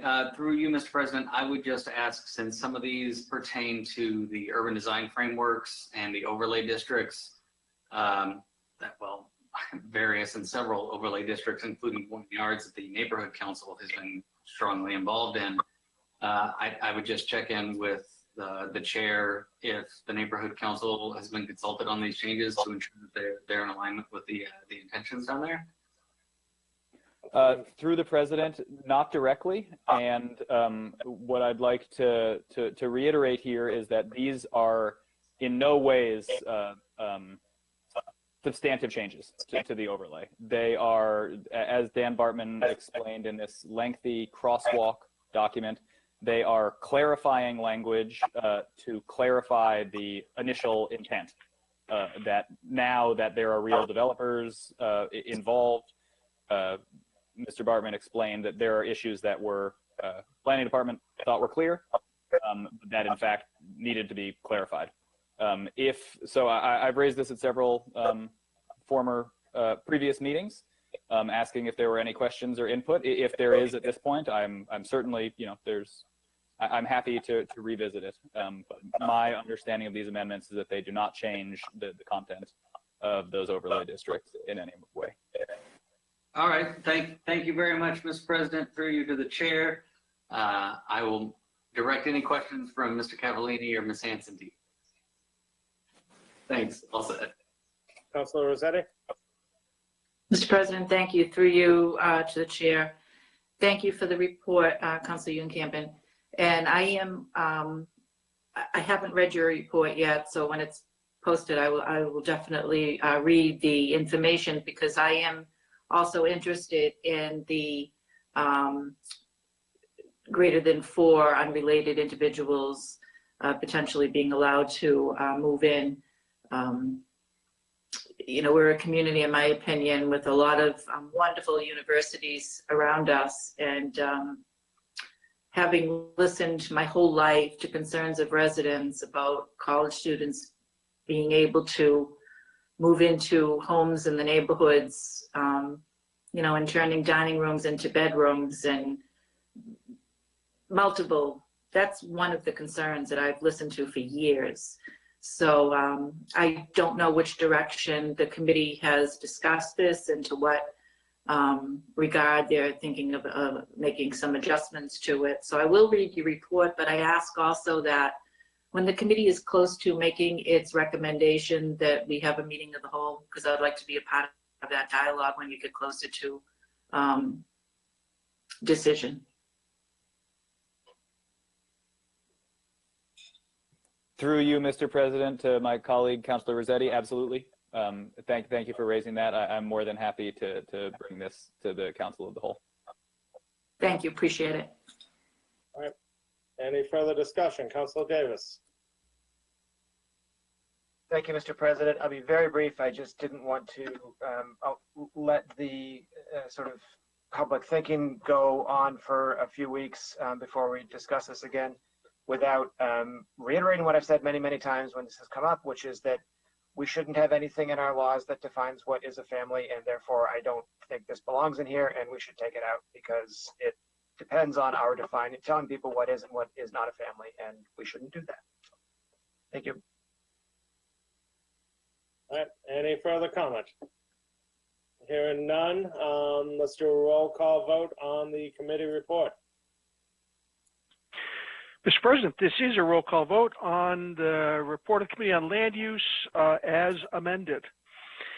On that motion, Councilor Niedergang. Yes. Councilor White. Yes. Councilor Ballantyne. Yes. Councilor Unkampen. Yes. Councilor Davis. Yes. Councilor Strezzo. Yes.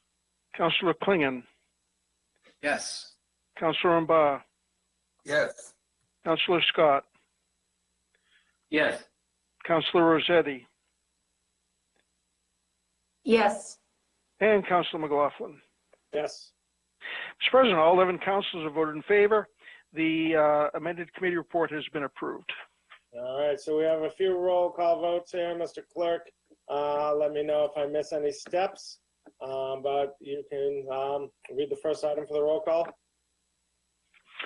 The first item, Mr. President, we should take up is the enrollment of item 53, which basically replaces an updated and corrected version of the original 210940. On that set of zoning ordinance changes, clarifications, and corrections, Councilor Niedergang. Yes. Councilor White. Yes. Councilor Ballantyne. Yes. Councilor Ewan Campen. Yes. Councilor Davis. Yes. Councilor Strezzo. Yes. Councilor Klingon. Yes. Councilor Mba. Yes. Councilor Scott. Yes. Councilor Rossetti. Yes. And Councilor McLaughlin. Yes. Mr. President, all 11 councilors have voted in favor of enrolling that item. That ordinance is now enrolled. All right, on ordainments. On ordainment of that same ordinance, Councilor Niedergang. Yes. Councilor White. Yes. Councilor Ballantyne. Yes. Councilor Ewan Campen. Yes. Councilor Davis. Yes. Councilor Strezzo. Yes. Councilor Klingon. Yes. Councilor Mba. Yes. Councilor Scott. Yes. Councilor Rossetti. Yes. And Councilor McLaughlin. Yes. Again, Mr. President, all 11 councilors have voted in favor. That ordinance has now been ordained. Okay, next item for enrollment. This is a roll call vote on the enrollment of item 211231, which includes further zoning ordinance edits, clarifications, and corrections. On the motion, Councilor Niedergang. Yes. Councilor White. Yes. Councilor Ballantyne. Yes. Councilor Ewan Campen. Yes. Councilor Davis. Yes. Councilor Strezzo. Yes. Councilor Klingon. Yes. Councilor Mba. Yes. Councilor Scott. Yes. Councilor Rossetti. Yes. And Councilor McLaughlin. Yes. Mr. President, all 11 councilors have voted in favor of enrolling that ordinance. That ordinance is now enrolled. All right, on ordainment. On ordainment of the same ordinance, Councilor Niedergang. Yes. Councilor White. Yes. Councilor Ballantyne. Yes. Councilor Ewan Campen. Yes. Councilor Davis. Yes. Councilor Strezzo. Yes. Councilor Klingon. Yes. Councilor Mba. Yes. Councilor Scott. Yes. Councilor Rossetti. Yes. And Councilor McLaughlin. Yes. Mr. President, all 11 councilors have voted in favor of ordainment. That ordinance has now been ordained. Okay, do we have any more votes in land use? That's the end of the votes for the report of the Committee on Land Use, Mr. President. Okay, very good. Before we move on to other business, Councilor Ballantyne would like to take some items out of order. Yes, Mr. President. Thank you. The committee report, which I think is item 24, and then items 140 and 141. All right, Councilor Ballantyne would like to take items 24, 140, and 141 out of order. Any discussion? Seeing none, Mr. Clerk, please read all three items. Mr. President, item number 24 is a report of the Committee on Open Space, Environment, and Energy, which met on March 17th. And items 140 and 141 are a communication from the city solicitor submitting an ordinance that would regulate the distribution of plastic straws, plastic stirrers, and plastic cutlery as approved by the Committee on Open Space, Environment, and Energy on March 17th. And item 141 is communication from the legislative liaison submitting an updated native species ordinance as approved by the Committee on Open Space, Environment, and Energy, again on March 17th. Councilor Ballantyne. Thank you. So in regards to the committee report, the committee met on the 17th. We discussed two ordinances. One was a ban on a single-use carry-out plastic cutlery, which in effect was added to an existing ordinance that we have on banning plastic straws and stirrers. This was voted unanimously to approve. The next item, the next ordinance was a native species ordinance. There were some amendments on it. However, it was approved by the committee unanimously. I have to say for the audience, the native species is the first of a kind in the country. It sets percentage minimum limits on native species. We know that we're in a biodiversity crisis, climate crisis now, and there was 3 years of work to get to this point. So I'm really proud, and I have to thank certainly the city staff, Lauren Raccaniello, Luisa Oliveira, and Vanessa Bukili, who worked incredibly on this. Also, Renee Scott from the community, Tori Antonino from the community, Brendan Shea from the community, and David Falk. I can't thank them enough for their dogged work and really hard work over the last couple of years. We went on to also then discuss the GLX and the clear cutting of the trees that are along the new green line. And, everybody wants to know, can we plant new trees? The MBTA will not let us plant new trees. However, we can plant plantings along the community path and the distance, as I understand it, between the community path and the city-owned land. If trees, or over time, if trees go or grow along the slope, along the trail or on the train tracks, it is my understanding, at least at this point, the MBTA will not cut them down, but they are not going to plant trees. They're going to put gravel there. So there is an agreement that the city will maintain the path, and they will work on planting native species along the community path. There was then a discussion about brownfield parcels and plans to remediate. We got a list from Mr. Proakis, and Mr. Proakis confirmed that there may be a way that the city could use grant funding to more efficiently do work and then pass the cost along to the developer. That item was kept in committee as the city explores more options. And then the last item that we discussed was how the city is monitoring, specifically ISD, enforcing green roofs. That was a part of the new zoning. And Mr. Antanavica said that they're just starting to figure out a tracking system of how to keep track of projects. And they will come back to us, probably we figured in a year, to figure out a tracking process. There weren't enough significant ones required with the new zoning to date, so they feel they have ample time over the next year to get a monitoring process in place.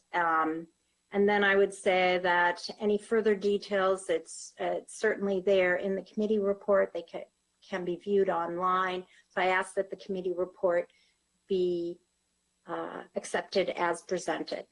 Thank you. All right, Councilor Valentine moves to accept the committee report as submitted. Any discussion? Councilor Davis. Thank you, Mr. President. And I guess a question to the clerk. So first, thank you. I'm over the moon about the native planting ordinance, and I'll get to more of that in a minute. But I do want to suggest a clarifying amendment to that ordinance. So, Mr. Clerk, I know there's a separate item, 141, that is the ordinance itself. we're not replacing that in the ordinance, do we take a vote in the ordinance and then I would make a comment on section 141? Is that the appropriate procedure? Well, depending on what you have to say, I feel like you can just say it now, or you can say it when we get to the vote. Could I just ask, I mean, I think in terms of the committee report, if we could just accept the committee report and then take up the ordinance, which is item number 141. Is that okay? That's how I thought it would work, but I was told to speak now, so I'm happy to talk whenever it's the right time to talk. I agree. Okay. So if ways to reach the same conclusion. So we have the committee report in front of us. Any discussion on the committee report? Hearing none, let's do a roll call vote to approve the committee report. This is a roll call vote on the report of committee on open space, environment, and energy. On approval, Councilor Udgang. Yes. Councilor White. Yes. Councilor Ballantyne. Yes. Councilor Ewan Campen. Yes. Councilor Davis. Yes. Councilor Strezzo. Yes. Councilor Klingon. Yes. Councilor Mba. Yes. Councilor Scott. Yes. Councilor Rossetti. Yes. And Councilor McLaughlin. Yes. Mr. President, the all 11 councilors have voted in favor of approving the committee report. The committee report has been approved. Items 140 and 141 remain before the council. Okay. So on item 140, Councilor Ballantyne?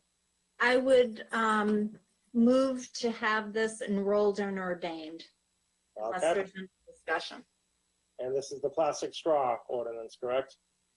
The cutlery, which was added to plastic straw. So the format that was used, we felt, or I should say the Assistant City Solicitor Shapiro felt that that was a good basis, and so did the committee. So we just expanded the plastic straw, which also includes stirrers and now includes plastic cutlery. Very good.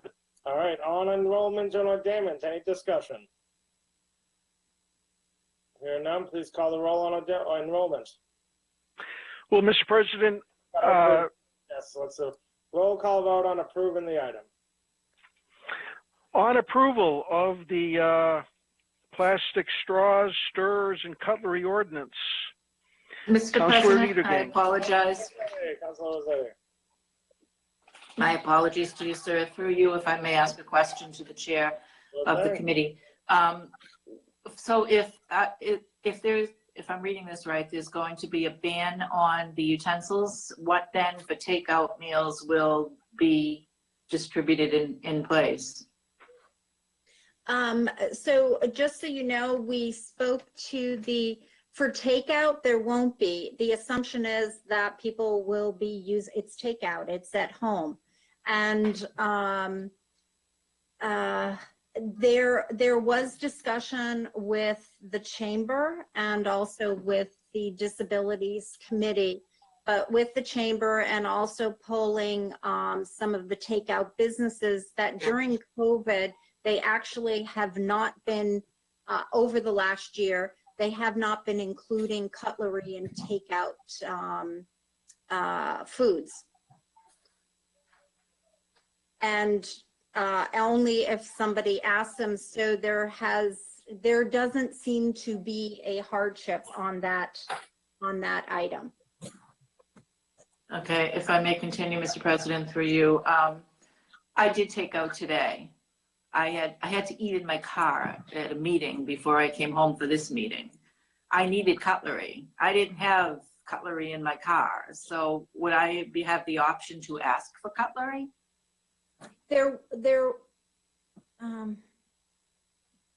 Just one second, please. I'm gonna try to pull up the exact language.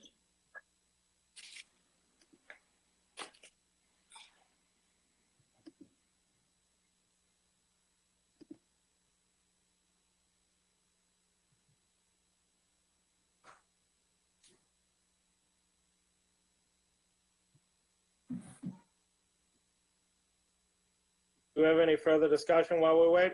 Anybody else want to say anything? If anybody needs extra cutlery, they could give it to me, so I can lend it to you.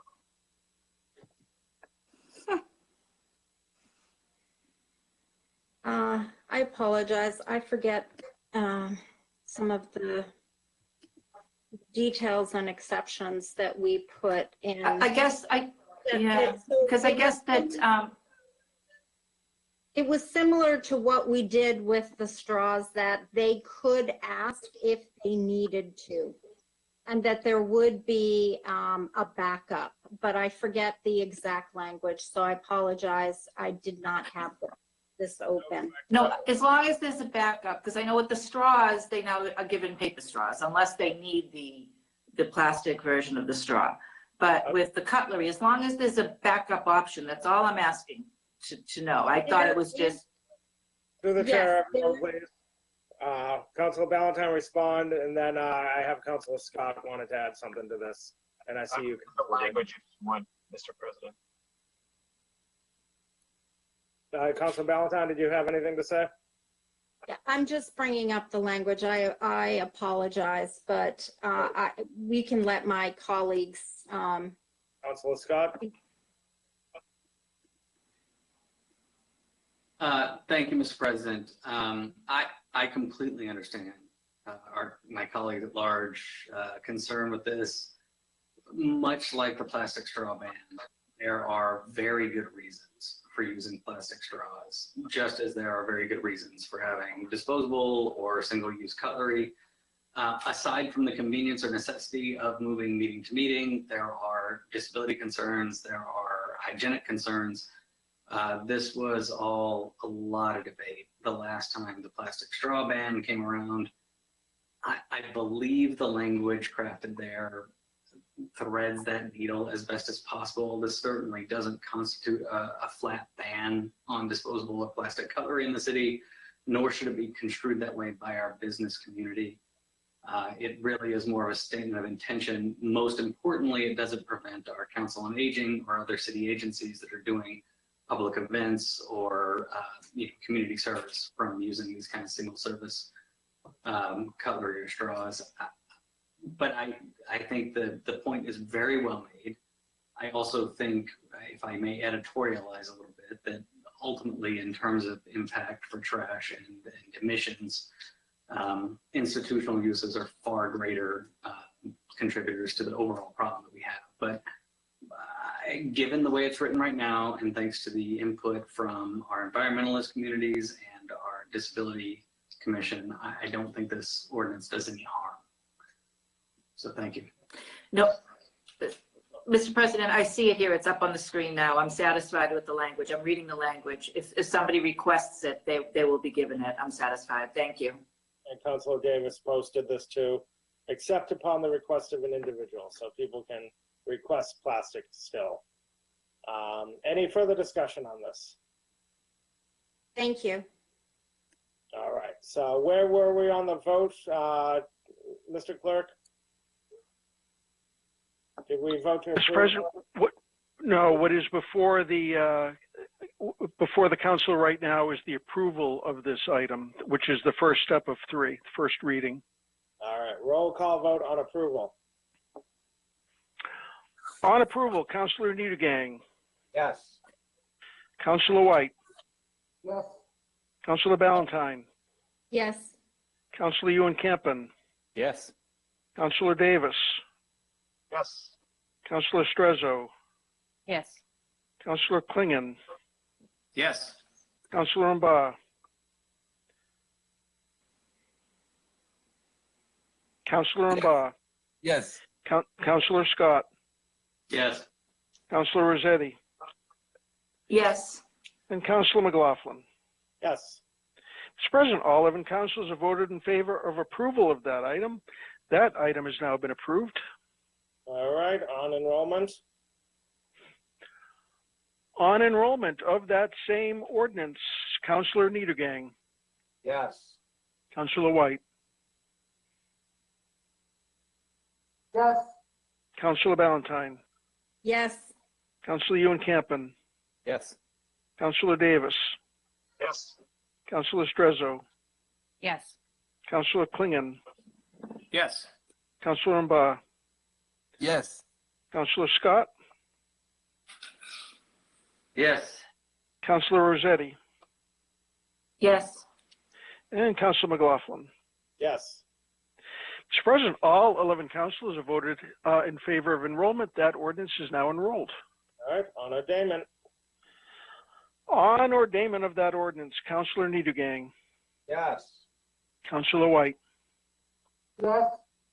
Councilor Ballantyne, Yes. Councilor Ewan Campen, Yes. Councilor Davis, Yes. Councilor Strezzo, Yes. Councilor Klingon, Yes. Councilor Mba, Yes. Councilor Scott, Yes. Councilor Rossetti, Yes. and Councilor McLaughlin. Yes. Again, Mr. President, with all 11 councilors voting in favor, that ordinance has now been ordained. All right, very good. On to item 141. Correct. The approval of item 141 is now before us. Okay, on item 141, Councilor Davis.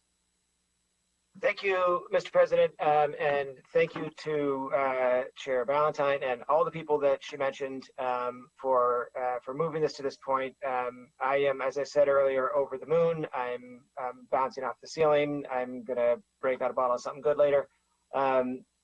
Probably no one has prattled on more than me over the years about Pollinator Week and trying to get our planners to think about urban planning from the perspective of a bee and bringing in bags of invasive species that kill our pollinators and all the other stuff that I keep going on about. So I'm so happy. And thank you to everyone for getting to this point. This is, as Councilor Ballantyne said, groundbreaking. It is yet another ordinance that this council has passed that is a first of its kind, and it's unbelievable to me how often we get to say that. And this is again just yet another one.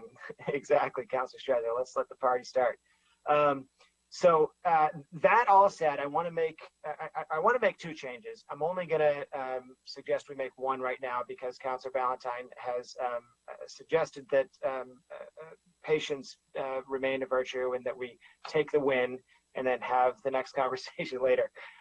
But I did want to request some clarifying language to which should be completely consistent with which I'm told is completely consistent with the intent and the city's agreement and what everyone agrees is the case. And that is, as I read this ordinance, I after a few times reading it, I got what was intended, but it was a little unclear, and it struck me that it would make. I was surprised also not to see a definitive statement about invasive plants, which is the defined term that the ordinance uses instead of invasive species.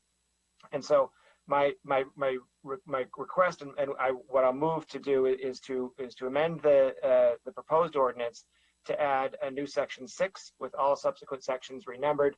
I thought to place it there because then everything that comes after it is less of a question because we've already said the really clear thing. And the really clear thing would be the city shall not include any invasive plant in any city planting, period. So then everything else you read, that's already the rule. So any, ambiguity down below, we're not planting anything that we've defined as a native plant. And I will note to the credit to everyone who drafted this, the definition of a native plant is broad and it's appropriate, and I'm really happy with it. And so I would like to make that motion, and then I will ask to take up a late motion immediately after we take a vote on item 141, Mr. President. So I move as stated. And actually, let me put that in the. I'll type it into the chat too, so y'all have it. But,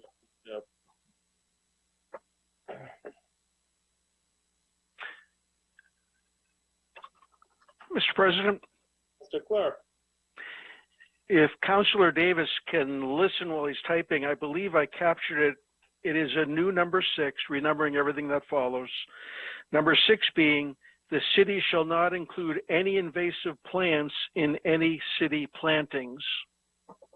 I think that the defined term, let me just double check. So it's singular, invasive plant is the defined term. And so let's just. Very good. In any invasive plant, singular, in any city plantings, plural. Or, thank you. Maybe it doesn't matter.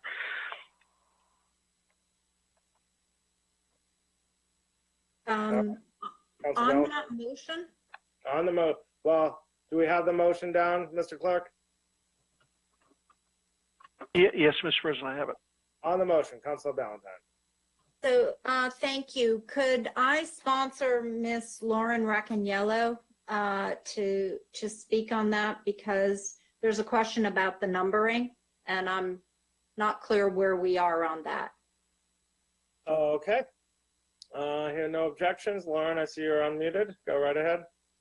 Through the chair, thank you. I just wanted to note that there is an internal reference down below. So section 6, the drafting of it. The drafting of it is a little bit complicated, and there is an internal reference lower in the draft that relates back to some of the section 6 provisions. So I would just note that we would either need to update the internal references, or what may be easier, and I would say through the chair to Councilor Davis to see what he thinks about a different placement, but it may be easier to add this as section 7 and then renumber everything from 7 down so that we don't have to update the internal references that are currently in section 9. So if you look at section 9, subsection 3, and sorry for all of this highly technical conversation here, but if you look down there, there's an internal reference there that references back to section 6. So that was my only concern. I didn't want that to be inadvertently impacted. So if we add Councilor Davis's proposed section as section 7 and bump everything from there down, we don't have to worry about the internal references, but I just wanted to note that. May I respond to that, Mr. President? Thank God for lawyers. Councilor Davis. Indeed, thank you for catching that. I did take a quick spin through, but obviously too quick, and I didn't see those. I looked for internal cross references and missed them because moving too fast. So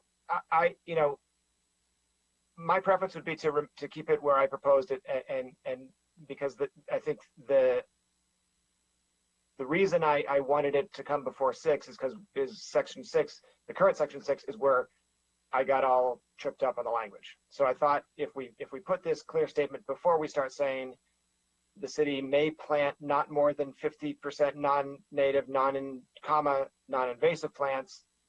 I was like, well, wait, does that mean you can plant 50% invasive? Surely that's not what we mean, but that section 6 is where the ambiguity was. So I wanted to put it beforehand. I think, and if the clerk could correct me wrong, that well, it's obviously fantastic that you pointed that out and caught the thing that I missed.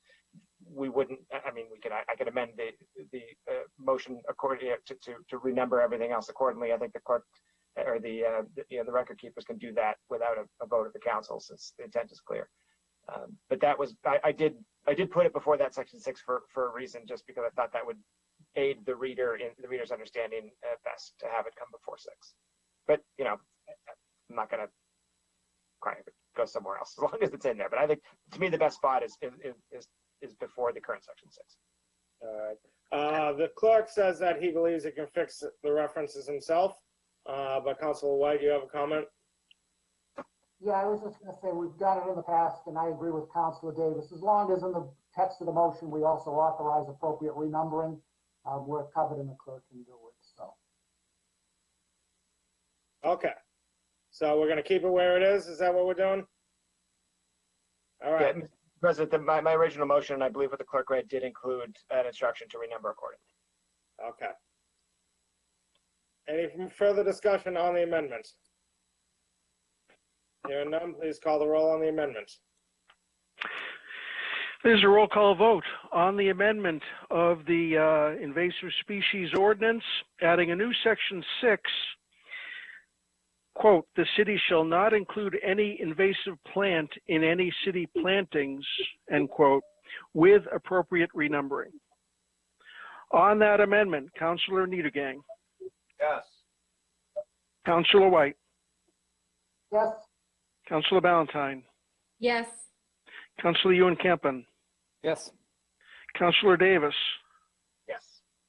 Councilor Strezzo, Yes. Councilor Klingon, Yes. Councilor Mba, Yes. Councilor Scott, Yes. Councilor Rossetti, Yes. and Councilor McLaughlin. Yes.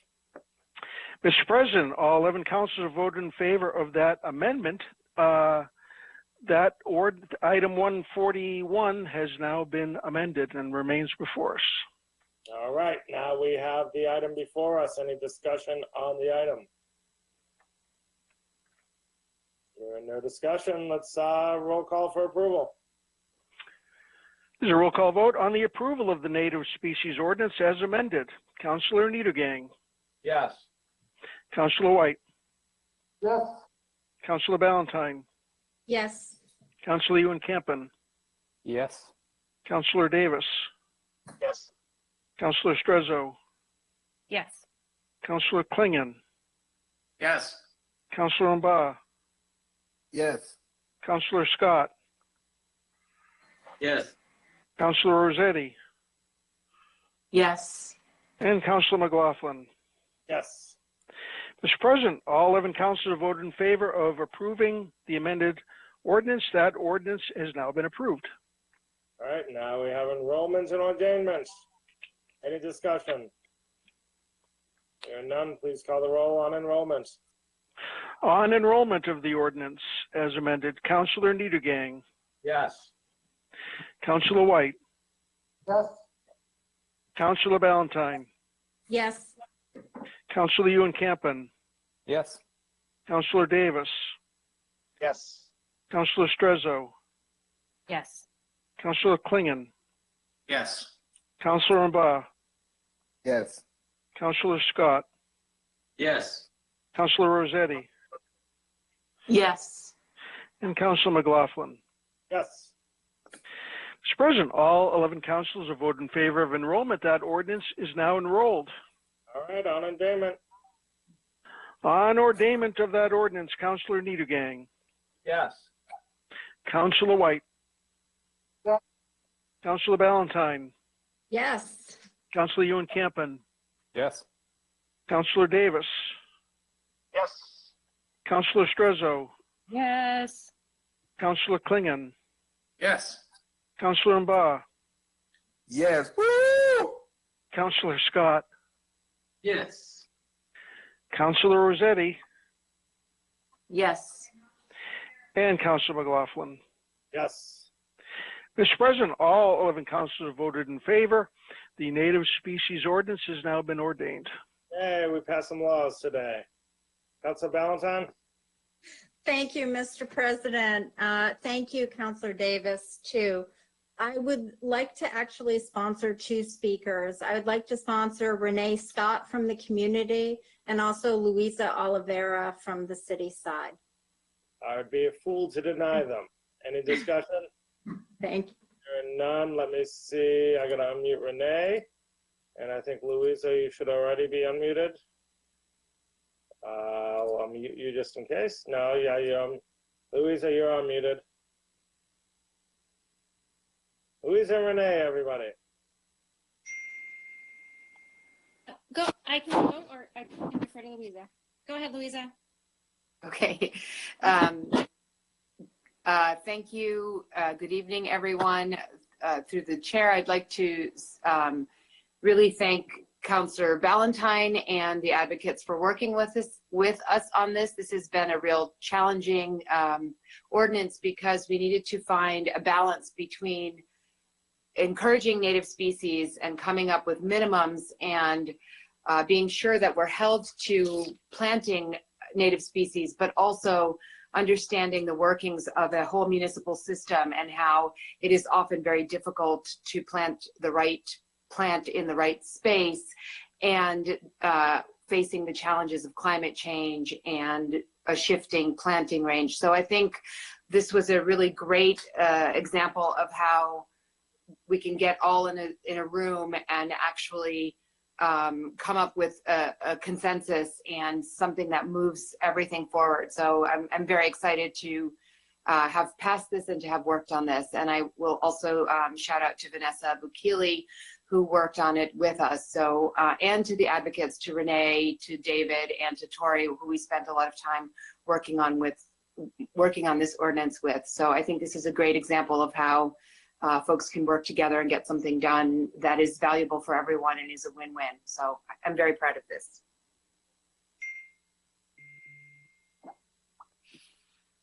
Renee? Thank you. I just wanted to say thank you to everyone who's been mentioned for all of their hard work. It's been a long time coming. And I wanted to make a special thank you to Councilor Ballantyne for tirelessly seeing this through. And it's been, it's really exciting. I'm thrilled. So now let's get planting. Thanks. All right, thank you very much. Next item then. Mr. President, if I could take up the late item I submitted just real quickly since it directed this. Council Davis request taking up a late item. Seeing no objections, Mr. Clerk, please read that late item. Mr. President, the late item is an order submitted, a resolution submitted by Councilor Davis that the administration install at least one bike. All right, Mr. Clerk, this is a late item that I just submitted in the chat. I can read it if you'd like. Oh, I'm sorry. It's an order submitted by Councilor Davis that the native planting ordinance be amended to add the following new sentence at the end of section 6. The city shall prioritize removing any invasive plants in city plantings and replace them with native plants. Council Davis. Thank you, Mr. President. Thank you, Mr. Clerk. I'll be very brief just because I'd like to see this go to OSCE. I discussed this with Councilor Ballantyne sort of in parallel, and this was originally going to be part of the amendment that I made, and she compelled me to split them up, and I agree that she was right to take the win and have this conversation later. So it's pretty self-explanatory. I know that there is a concern that this would suggest that we have to cut down big shade trees like Norway maples, which maybe we should, maybe we shouldn't, but that's certainly not the intent of this. It's more to just set the priority that where we have invasive species, we work to get rid of them. Hearing about the Green Line extension and those embankments, we all know what's going to happen there. All those native invasive species, non-native invasive trees are gonna take over that space. It's better than having nothing there, but I mean, in a sense, but in another sense, it's not. So we ought to, while we should take the win on looking forward on the planting, we also really, in my opinion, need to focus for the future on the second part, which is getting rid of the really bad stuff that we have growing around here. So if this could go to committee, I would very much appreciate it, Mr. President. All right, any discussion? There are none. This item is laid on the table for approval and referred to Open Space, Environment, and Energy. Mr. President, actually, I believe it's your intent to just refer the item and not move for approval tonight, but actually refer the item for discussion in open space. I'm so eager to support it, Mr. Clerk. Sure, we'll just refer this to Open Space, Environment, and Energy. Very good. That returns us to item number 22, which is a report of the Committee on Legislative Matters, which met on March 18th. Council Davis. That's my time of day, apparently. Just like Sky Masters in the dark time, here I am. But I will be brief. In this meeting, we discussed a number of items. I'm going to move that we oh God, I always blank on the word. Take out. What's the word I'm looking for, Mr. Clerk? Sever. I don't know why I have a mental blank with that word. I'm going to move to sever four items from this committee. from this report for different actions. And then I would like to lay the report on the table because there are some corrections that I need to make that frankly, I missed when I looked at it quickly last week, and they need to be made. So I will make those. I would like to move, there's two groups, two sets of items, four total. One, I'd like to sever item 211109 and 211369 and move for approval of those. Then when we're done with that, I'll give you the other ones. All right. Councilor Davis moves to sever those items and move for approval. Any discussion? What are the items, please? I'm sorry, that's a perfectly fair question. So they are, one is the home rule petition to make the charter gender neutral, which we had before us previously. That is item 369, 211369. As you recall, Councilor Valentine raised the question about using the phrase chairperson as opposed to chair. There being no objection, we changed chairperson to chair and have it back now. And so otherwise it's as we all saw it before.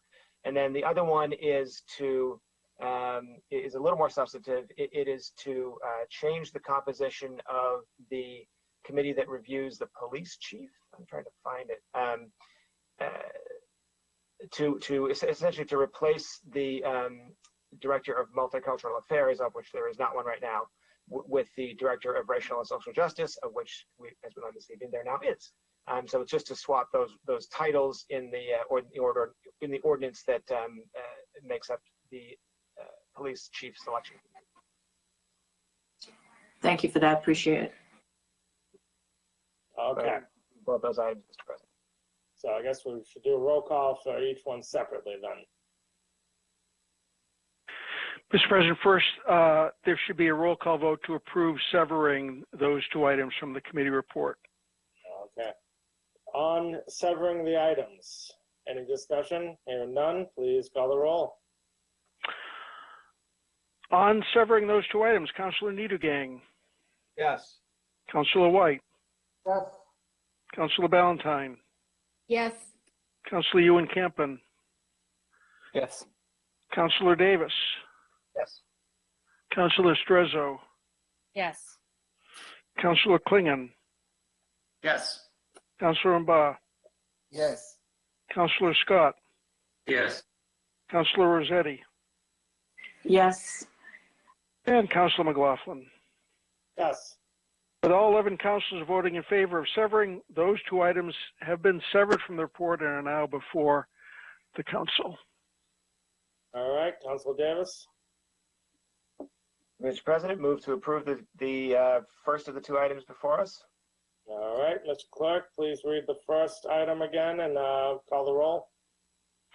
This will be a motion to approve item 211109, which amends the police chief search committee membership to bring in, as Councilor Davis said, to bring in the director of racial and social justice. On approval? On approval of that item, Councilor Niedergang. Yes. Councilor White. Yes. Councilor Ballantyne. Yes. Councilor Ewan Campen. Yes. Councilor Davis. Yes. Councilor Strezzo. Yes. Councilor Klingon. Yes. Councilor Mba. Yes. Councilor Scott. Yes. Councilor Rossetti. Yes. And Councilor McLaughlin. Yes. Mr. President, all 11 councilors have voted in favor of approving that ordinance. That ordinance is now approved. Okay, and now on enrollment. On enrollment of that ordinance, Councilor Niedergang. Yes. Councilor White. Yes. Councilor Ballantyne. Yes. Councilor Ewan Campen. Yes. Councilor Davis. Yes. Councilor Strezzo. Yes. Councilor Klingon. Yes. Councilor Mba. Yes. Councilor Scott, Yes. Councilor Rossetti, Yes. and Councilor McLaughlin. Yes. Mr. President, all 11 councilors have voted in favor of enrollment. That ordinance has now been enrolled. On ordainment. On ordainment of that ordinance, Councilor Niedergang, Yes. Councilor White, Yes. Councilor Ballantyne, Yes. Councilor Ewan Campen, Yes. Councilor Davis, Yes. Councilor Strezzo, Yes. Councilor Klingon, Yes. Councilor Mba, Yes. Councilor Scott, Yes. Councilor Rossetti, Yes. and Councilor McLaughlin. Yes. Mr. President, all 11 councilors have voted in favor of ordainment. That ordinance has now been ordained. All right, the next item. I'd like to move for approval of the next item, 211369. Councilor Davis moves for approval. Again, Mr. Clerk.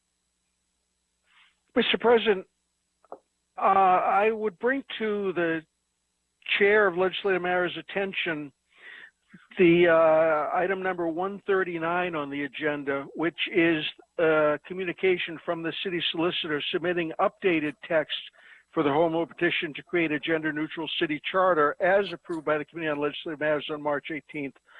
What the city solicitor submitted at item 139 is basically the same thing that the committee approved, with the addition of changing chairperson to chair in the many places it appeared. Okay, thank you, Mr. Clerk. I believe we had the full item before us, but you know, whatever you feel is the appropriate procedural step, I would so move. Thank you. I appreciate that. It was discussed in committee. It was formally presented to the council this evening. So on approval of item 139, which I just read, and is the home rule petition. On approval. On approval, Councilor Niedergang, Yes. Councilor White, Yes. Councilor Ballantyne, Yes. Councilor Ewan Campen, Yes. Councilor Davis, Yes. Councilor Strezzo, Yes. Councilor Klingon, Yes. Councilor Mba, Yes. Councilor Scott, Yes. Councilor Rossetti, Yes. and Councilor McLaughlin. Yes.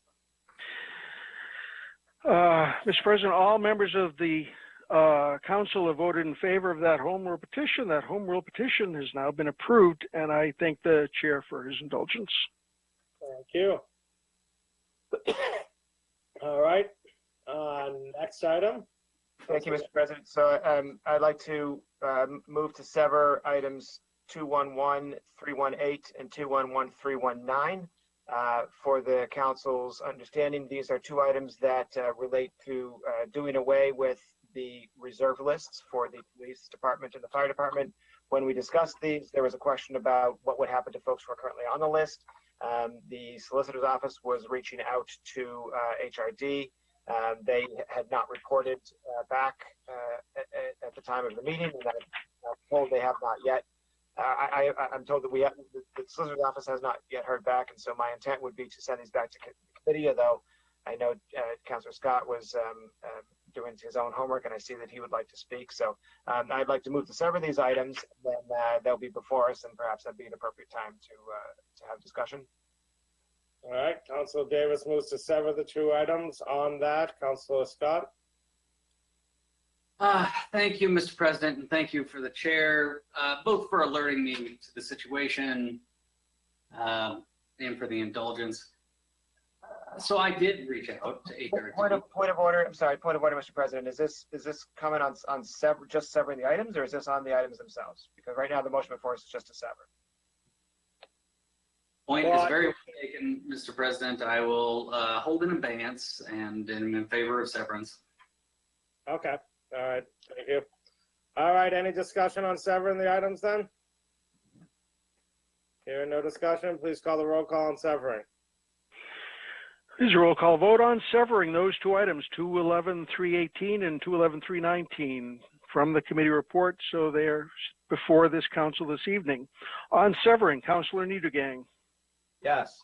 Councilor White, Yes. Councilor Ballantyne,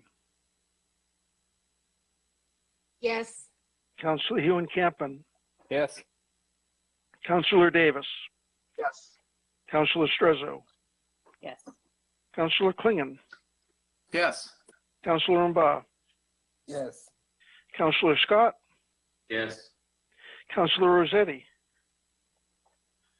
Yes. and Councilor McLaughlin. Yes. Mr. President, all 11 councilors have voted in favor of severing those items. Those items are now before this body. Mr. President, a brief statement on my intent here, if I may, before we get into debate on the items. Go right ahead. Thank you. So as I mentioned, my intent is to send these back to committee. They, having not heard from HRD necessarily, I do recognize that there may be in the committee we had discussed, in addition to hearing from HRD, a need to have the full council provide the full council an opportunity to, and particularly members of the committee on confirmation of appointments, to be able to participate in the debate. Given the late hour, that it may not be the time to have that full debate tonight, but so my intent will be to move to send these back to committee. Although, of course, I welcome input from Councilor Scott and any others who wish to discuss. Okay. Let's see, Councilor Scott. Thank you, Mr. President, and I appreciate my colleague, the chair's discretion in the matter and caution. I appreciate his indulgence and notification of the status of the item. I did follow up with HRD personally. I'm glad to see that there are still members of the administration present at the meeting at this late hour. But I've been in contact both with the HRD personnel that manage our civil service lists and our reserve lists, as well as with an attorney at Human Resources Division. They indicated that they had been in contact or had been contacted by Assistant Solicitor Shapiro at some point in the past. However, that they could provide no feedback until they saw the text of the proposed legislation. I'm happy to send the last draft that I saw, but I think it would be appropriate to work with the chair to make sure that if there's been any update to that language, that I have that before sending it along. I'm just enormously frustrated that this has been in a holding pattern, while I might point out we have pending hires, both for the fire department and the police department, and also pending bypasses for both of those, which could be impacted by this legislation. To wit, the most three relevant questions here are, if we do rescind this, one, what happens to any open certification list that we currently have when the enabling legislation is rescinded? Two, what happens to any candidates who have received provisional offer letters to reserve positions but have not been confirmed and fully hired when we rescind the legislation? And third, what happens to anybody who is currently on the reserve list but has not been hired to a full police officer or firefighter position when the legislation is rescinded? These are functionally very straightforward questions, procedural questions, that I think it's important that all members of the council understand before acting on the item. I am at a loss why the administration has not been more aggressive in seeking answers. But given that that is the case, I am happy to, in my capacity as a humble part-time civil servant, follow up with HRD's lawyers. The response I got from them last was today at 2 o'clock. So if the chair will allow, I'm happy to get the most recent language, follow up with multiple conversations with HRD's lawyers, and have some answers for discussion at the committee's next meeting. Councilor Rossetti. Mr. President, thank you. Through you to the chair of the committee. Thank you for bringing this for discussion to us all this evening. In February, I was contacted by the new leadership for Local 76, which is our fire department here in Somerville.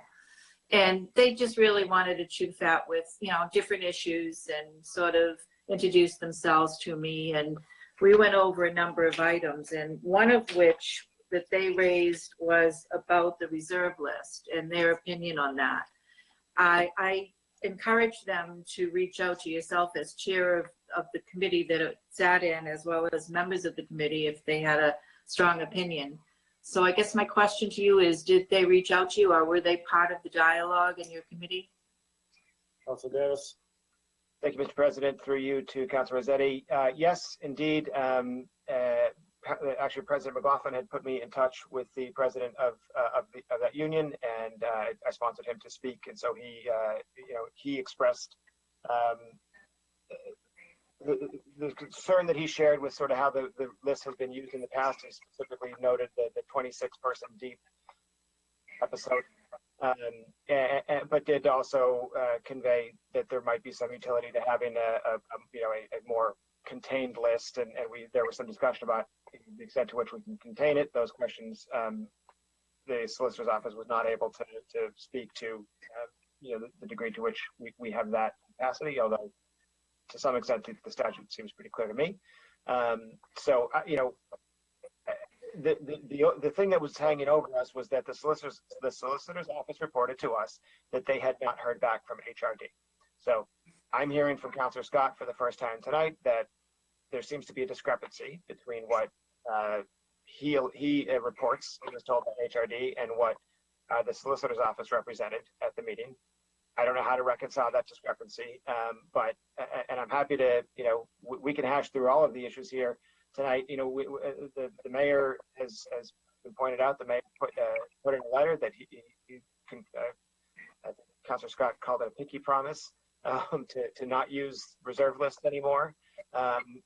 Yet we had Chief Femino at the meeting asking that we not do away with the reserve list and pointing out what he believes was some utility and still having it there. So, I'm not sure at 10:15 on a Thursday night is the time to figure out, which is why, bless you, which is why I think it is appropriately sent out to committee. But I share Councilor Scott's urgency. It's why I moved for approval of both of these items in hopes that we would have heard back from HRD by then, and we could move forward in what I felt was consistent with what the mayor said he was going to do anyways. So it's beyond me why we then heard in committee views expressed through not the city council, so that maybe we shouldn't do away with these lists. So I was hoping they would be passed tonight. There's now a discrepancy as to communications with HRD. I don't know that the folks here are able to resolve that, but that's about the extent of what I can respond to. Okay, thank you. All right. So where are we at now, Mr. Clerk? We have the item 7. Yep, go ahead. Mr. President, the two items 211-318 and 211-319 are before this body, and it's up to the council to determine how to dispose of them. Okay, I thought we were keeping them in committee. Is your intention to refer them to Committee on Legislative Matters? That's your intention, right, Councilor Davis? That was my original intent. I know that I don't have the right information to address this tonight. I'm informed by Director Weber that there were folks here to speak to this earlier, but we didn't have the information that Councilor Scott just shared, so I didn't anticipate there'd be discussion since we hadn't heard from HRD. Let's keep it in committee. At this point, I don't think we have another choice. I'm going to refer them back to the Legislative Matters Committee. Mr. President, if I may comment. Oh, Scott, go ahead. I am content to send it back to committee. I just want to point out what a completely unreasonable stalling this entire effort is confronted with. HRD is not unresponsive. I literally made one phone call and an email and got a response the next day. I understand we're all very overworked, and none more overworked than people on this council who are doing this, again, as a part-time job with no resources. I am immensely frustrated. I do not think there is the will of the council right now tonight to vote on it in the affirmative. So, you know, if we have to wait another 2 weeks on this, we have to wait another 2 weeks. But I certainly hope that we can stop this dance and act on something that the entire council has spoken on multiple occasions as addressing a source of extreme concern in the city's hiring practices. So I'm in support of sending it back to committee. I will work actively with the chair to resolve this before our next meeting. All right, well, the great thing is there's always another meeting. Isn't that a great thing? So these items will be referred back to legislative matters. Very good, Mr. President, excuse me, point of parliamentary procedure. Thank you. Because this is not a new item, but it was an item that was referred to committee, it's been discharged by the committee to the full council. Usually, there's a vote to refer it back to committee, because I don't think a new order or a new item you can refer to committee, or the president of the council can refer to committee, but I don't think once it has been discharged by the committee and put before the board, I think it needs a vote to return it to the committee. Do you agree with that, Mr. Clerk? I am not aware of the rule that prohibits you from making that referral, Mr. President. Yeah, I don't want to quarrel because it'll take more time to quarrel than the time it will take, as long as nobody objects, but it is not a new item. It's been an item that's discharged. So the provision in the rule that gives you the deference to place an item in committee, I don't think applies to an item that's been discharged by committee, but be that as it may.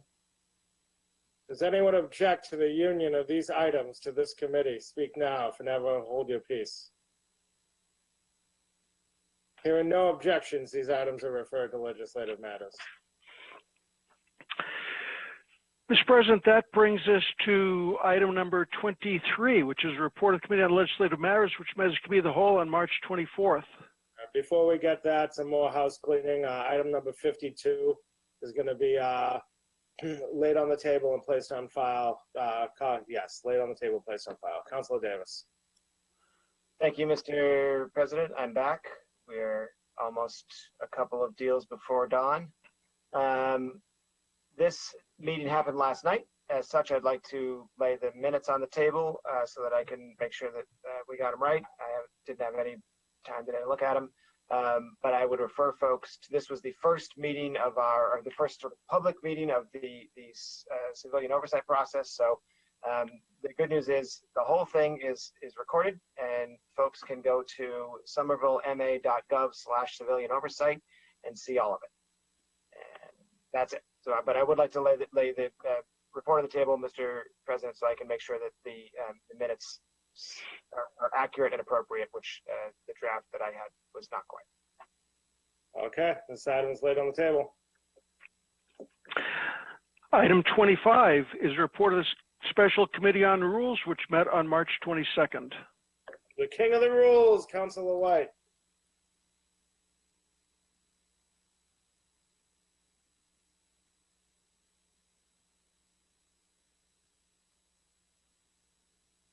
We can't hear you, Councilor White.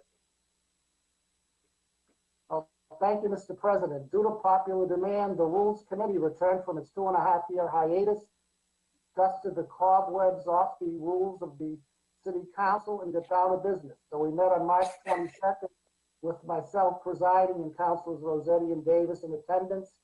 The first item we addressed was basically an item that Councilor Davis had pointed out a while back, which basically showed a conflict between Robert's Rules of Order and the rules of the City Council as far as how many votes were needed to call a question on the item. Our practice had been that it was a simple majority. Robert's Rules had 2/3. So we went with what had been the practice of the City Council in the past, and it only requires a majority vote to move the question.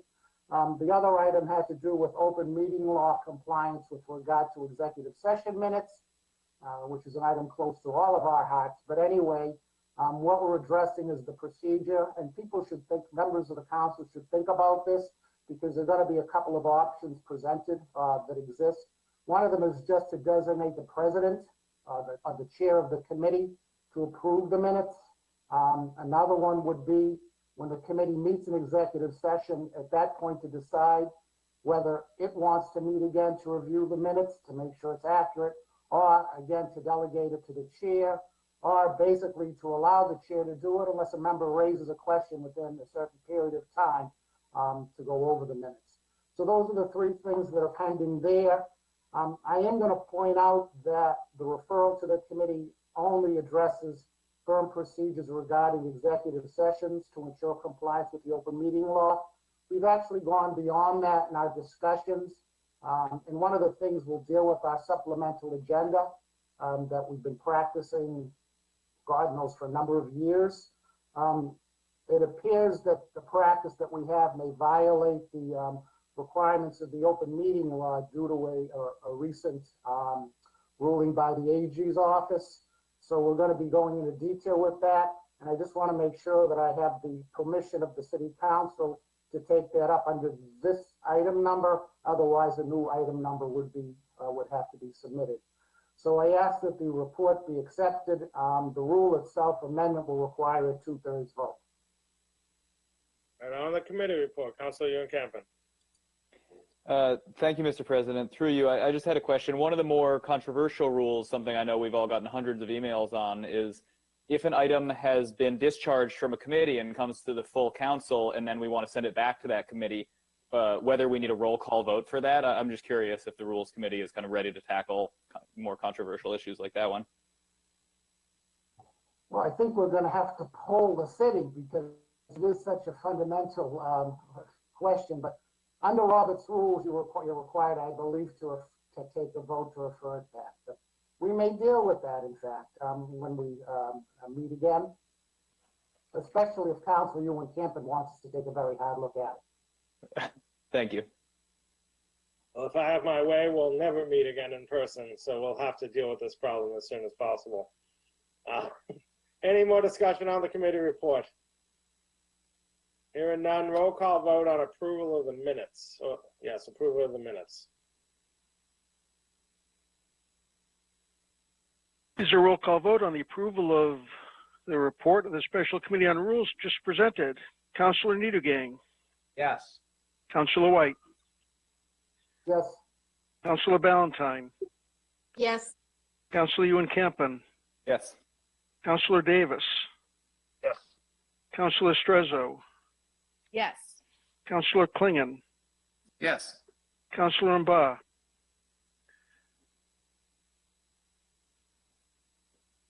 Councilor Mba. Yes. Councilor Scott. Yes. Councilor Rossetti. Yes. And Councilor McLaughlin. Yes. Mr. President, all 11 councilors have voted in favor of approving that report. That report has now been approved by the council. Now we have a roll call up. Councilor White. I'm just going to move to accept the amendments or approve the amendments. Councilor White moves to accept the amendments. Any discussion? Hearing none, please call the roll on the amendments. On approval of the amendment of the rules of rule number 16, Councilor Niedergang. Yes. Councilor White. Yes. Councilor Ballantyne. Yes. Councilor Ewan Campen. Yes. Councilor Davis. Yes. Councilor Strezzo. Yes. Councilor Klingon. Yes. Councilor Mba. Yes. Councilor Scott. Yes. Councilor Rossetti. Yes. And Councilor McLaughlin. Yes. Mr. President, all 11 councilors have voted in favor. That rule has now been amended. Okay. We're ready to approve the item itself. Done, Mr. President. Roll call. Oh, well, I thought we had to. Okay, we're good. Never mind. We can do another roll call vote, Mr. President, if you wish. What's that? We can do another roll call vote if you prefer. I thought we needed a roll call vote to approve after the amendments, but if we're good, we're good. Next item. Mr. President, that brings us up to item number 26, which is a report of the Committee on Traffic and Parking, which met on March 15th. Sunita Gang, are you still here? I haven't heard from you today. Yeah, I won't be here for that much longer. I had my second vaccine shot yesterday, and I must say I'm fading, but I'm here. I will give this report. Councilors Klingon and Ballantyne were present at the meeting, along with the entire staff of the Mobility Division, Lieutenant Jim Polito of the Somerville Police Department Traffic Unit, and the chair of the Somerville Bicycle Advisory Committee, Tom Lamar, and the vice chair of that committee, Lena Webb. The meeting focused on bicycling issues, starting with the Bicycle Master Plan, which funds were allocated for, which we approved, and which Mr. Rawson, the Director of Mobility, told us he expects to be completed within no more than 18 months. We discussed the Highland Avenue protected bicycle lanes issue. Had quite a long discussion on that. There are slides for all of these items that are attached to the committee report, and I encourage everybody who's interested in these issues to look at them. They're quite detailed. They show a lot of the things that are proposed to be done in these various plans.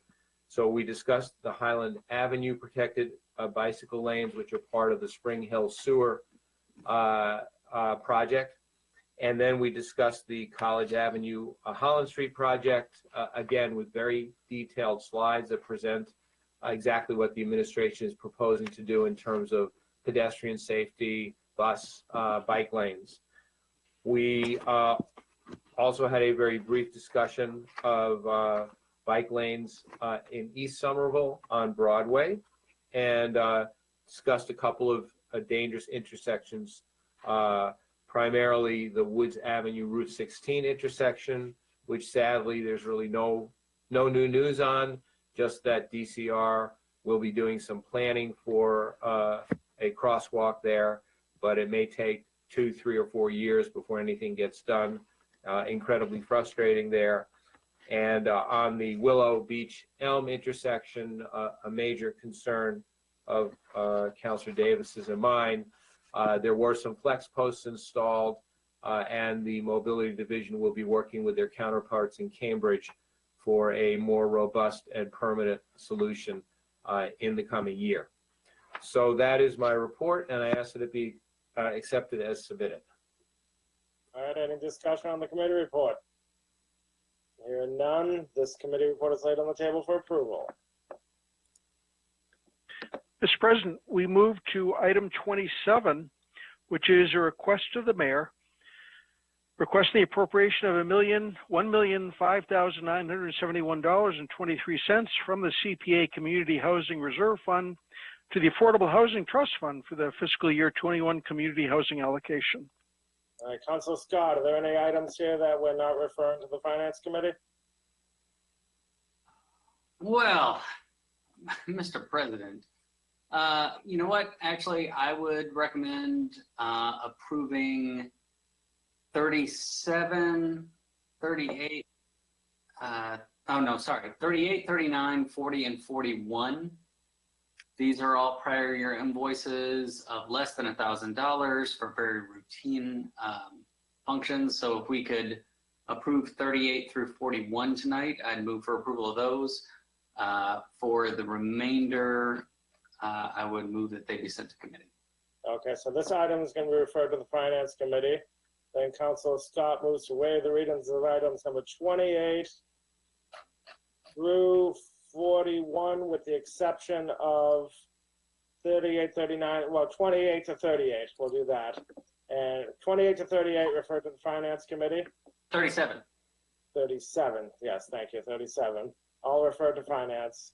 And then we're up to item 38. You want to, so let's see the price tag on these. They should not require votes. Can you read item number 38, Mr. Clerk? But we can waive the reading, Mr. President, if you. so allow. Let's read it so people know what we're voting on, just in case. Item 38 is request of the mayor requesting approval to pay a prior year invoice totaling $450 using available funds in the Personnel's Arbitration Services account for legal services. All right, any discussion? Council White is recused from item number 30. Well, that was referred to committee anyways. This item is laid on the table for approval. 39 is request of the mayor requesting approval to pay a prior year invoice totaling $375 using available funds in the Personnel Department's Professional and Technical Services account for occupational health examinations. Any discussion? Seeing none, this item is laid on the table for approval. 40 is a request of the mayor requesting approval to pay a prior year invoice totaling $71.46 using available funds in the Personnel Department's Office Supplies account for a toner cartridge. For a toner cartridge, the power we wield. Any discussion? This item is laid on the table for approval. And 41 is a request of the mayor requesting approval to pay a prior year invoice of $34.20 using available funds in the city clerk's civil service contracts account to pay an FY20 invoice that was not received until recently. All right, this item is laid on the table for approval. Item number 43 is next, and that is an appointment. It's a mayor's request requesting confirmation of the appointment of Brian Postlethwaite as city engineer. Councilor Rossetti. Thank you, Mr. President. Refer to confirmation of appointments, and this item will be discussed at our very next confirmation of appointments meeting. Can we refer all of these confirmations to confirmations? On items 44 through 50, I would ask that they also be referred to confirmation of appointments. I waive the reading and refer to confirmation appointments. However, I did want to explain to my colleagues that these all represent the request to confirm the appointment of individuals to the position of police officer. These 7 individuals represent the recent interviews by this committee to be put on the reserve list. And at that time, the discussion was that they would be attending the police academy and eventually coming back to us upon completion of the police academy for consideration to be appointed to the position of police officer. I received a call this afternoon about these individuals. So I'm under discussion right now with staff. I have some confusion on the early request. So I'm going to be having conversation with staff and deciding if we will be honoring this request. And I will be reporting back after I have further conversation with staff who is doing some investigation at my request. All right, hearing no discussion, Councilor Rossetti moves to waive the readings of items 43 to 50 and refer them all to confirmation of appointments. And then we can waive the reading of item 51 and refer to confirmation of appointments, please. One's referred to confirmation of appointments. Thank you. We move then to item number 54, which is a communication from the city clerk submitting amendments to the rules of the city council to make them gender neutral. This item will refer to the Rules Committee. 55 is a communication from the city clerk submitting amendments to 3 rules of the city council for various purposes described within. This item will refer to the Rules Committee. 56 is a communication from the acting director of Somerset requesting to present to this council a capital investment plan process. This item will refer to the Finance Committee. 57 is a communication from the interim DPW commissioner responding to item 211344 regarding a pedestrian crossing signals at the intersection of Bristol Road, Broadway, and Willow Ave. This item will be laid on the table and placed on file. Councilor White. Thank you, Mr. President. Now is when I earn my salary. I move to waive the readings of items 58 through 123, except for 85 and 86, which I would ask to go to committee. All right, so you're waiving the readings for approval? Now, waiving the readings of 58 right to 123 and approve all of them except 85 and 86. Okay, so 85 and 86 are going to be referred to the license and permits. And any discussion on waiving the readings and laying them on the table for approval? Hearing none, the items are laid on the table for approval. Ooh, wow, where are we now? Mr. President, we are now all the way up to item number 124. Hang on a sec, let me get there. Item 124 is a communication from Tufts University submitting its spring 2021 University Accountability Report. This item will be laid on the table, placed on file, with a copy sent to Housing Community Development. Item number 125 is a communication from Tori Antonino submitting comments about the use of in-lieu civic space funds near highways for air pollution mitigation. This item will be laid on the table, placed on file, with a copy sent to Land Use. We have item number 126, which is a request of the mayor requesting approval of a home rule petition to authorize the city to impose a real estate transfer fee.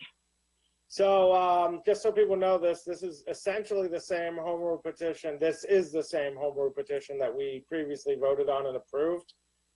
We can approve it tonight, and this is basically the last home rule petition expired, so we need to send it again. I'll entertain a motion to approve. Move to approve. Motion to approve. Oh, second, third. Councilor Strezza, you had a comment though? It was just motion to approve. All right, I'm going to give you the credit. Motion to approve. Oh, thank you, Mr. President. Can we we need a roll call on this, Mr. Clerk, or can we just lay it on the table for approval?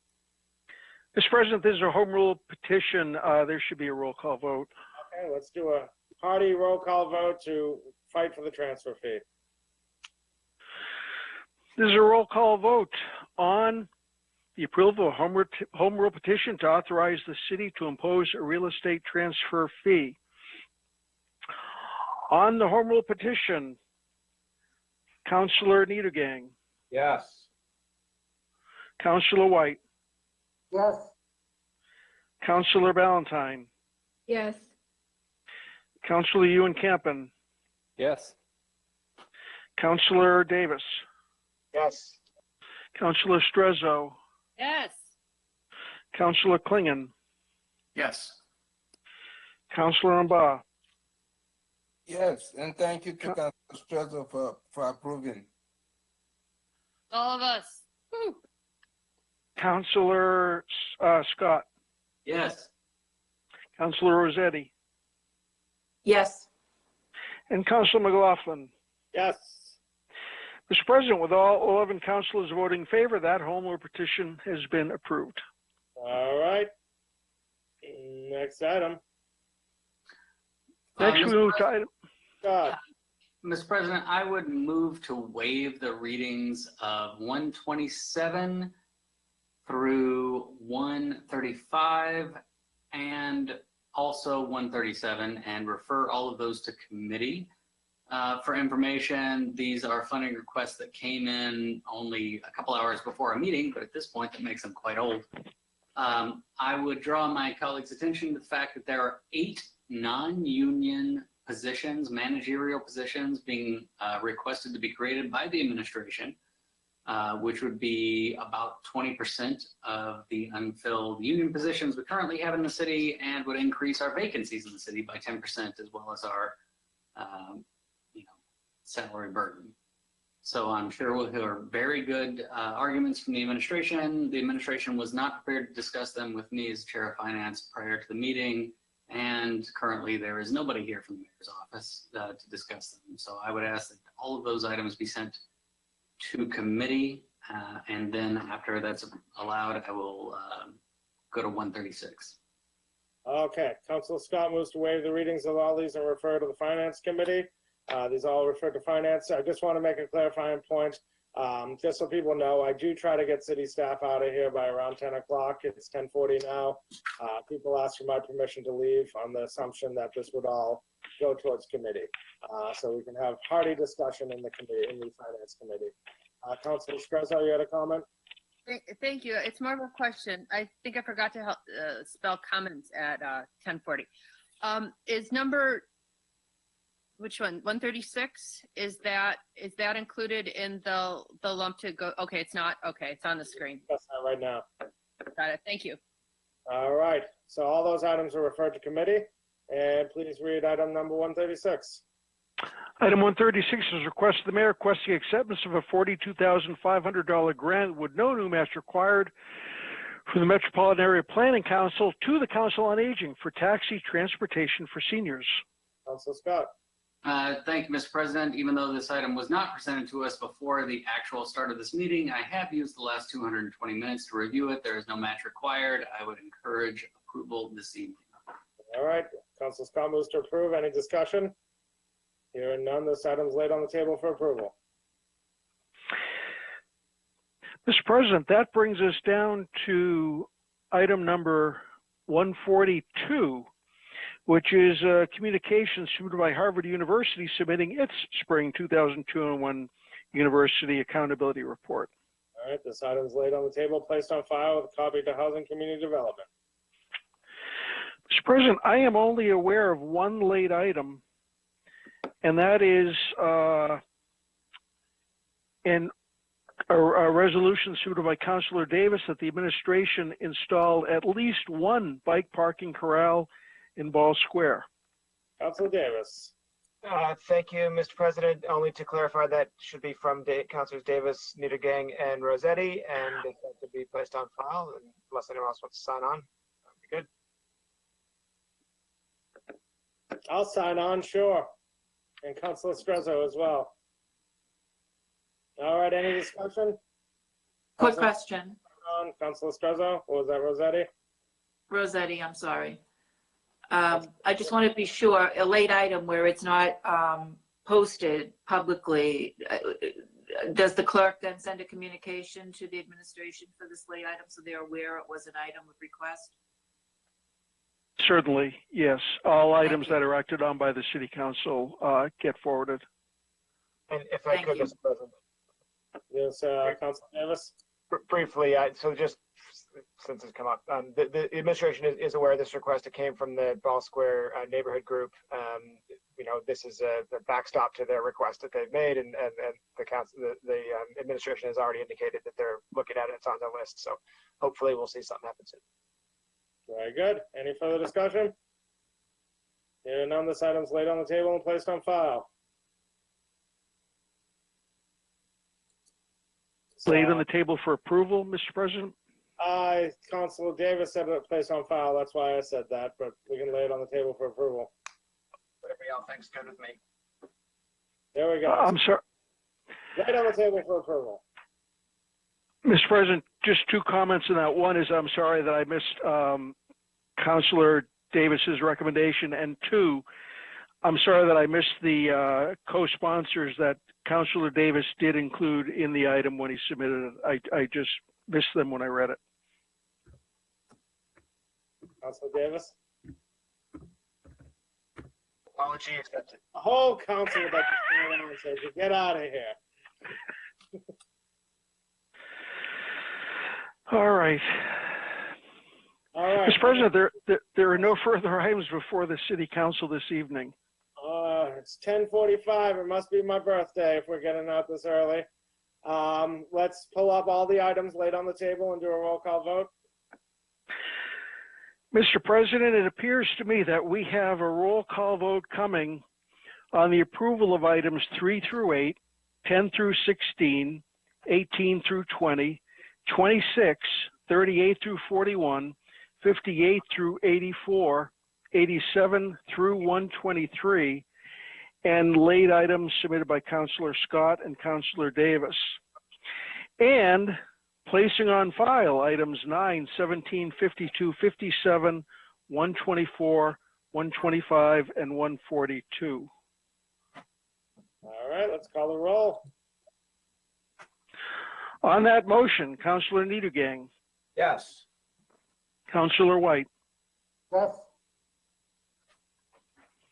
Oh, Mr. President, We're not supposed to interrupt a roll call vote. Counselor Ballantyne, Yes. Counselor Ewan-Campen,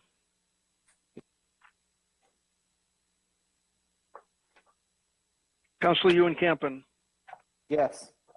Counselor Davis, Yes. Counselor Strezzo, Yes.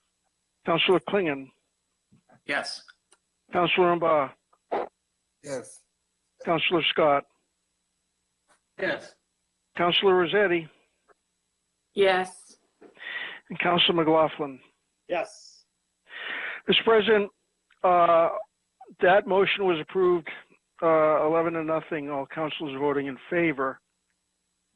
And I realize once I started reading that I omitted item 136, which was that $42,000 grant for the Council on Aging. No, we can't let that go. Roll call vote. There's a roll call vote on the approval of the $42,500 grant for the Council on Aging, agenda item 136. Councilor Niedergang, Yes. Councilor White, Yes. Councilor Ballantyne, Yes. Councilor Ewan-Campen, Yes. Councilor Davis, Yes. Councilor Strezzo, Yes. Councilor Klingon, Yes. Councilor Mba, Yes, please. Councilor Scott, Yes. Councilor Rossetti, Yes. and Councilor McLaughlin. Yes. Once again, Mr. President, all 11 councilors have voted in favor. That item has been approved. Okay. We're good now, right? We are good now, Mr. President. All right. Having no business before us. Councilor White? We do. Thank you. We're leaving far too early, so I want to reconsider waiving the reading of items 58 through 123 and ask that they be read. Mr. Clerk, please read each item backwards. Objection. I'm going to say Councilor Ba moves to adjourn. Roll call vote on adjournment. Councilor Rossetti. Councilor Rossetti wishes to speak. Oh, you actually have something to say. I apologize. I do, sir. I want to wish you the happiest of birthdays. You have a number with a 0 after it on this one. That's a big one. So happiest wishes to you. Thank you very much. Big 40. You all made this a very enjoyable birthday party. So thank you all. Happy birthday, Mr. Happy President. birthday. Everybody stop talking. Happy birthday. Roll call vote on adjournment. On adjournment, Councilor Niedergang, Yes. Councilor White, Councilor White, Yes. Councilor Ballantyne, Yes. Councilor Ewan-Campen, Yes. Councilor Davis, Yes. Councilor Strezzo, Yes. Councilor Klingon, Yes. Councilor Mba, Yes. Councilor Scott, Yes, please. Councilor Rossetti, Yes. and Councilor McLaughlin. Yes. Mr. President, all 11 councilors have voted in favor of wishing you the happiest of birthdays and adjourning. We are adjourned. Good night, everybody. Thank you.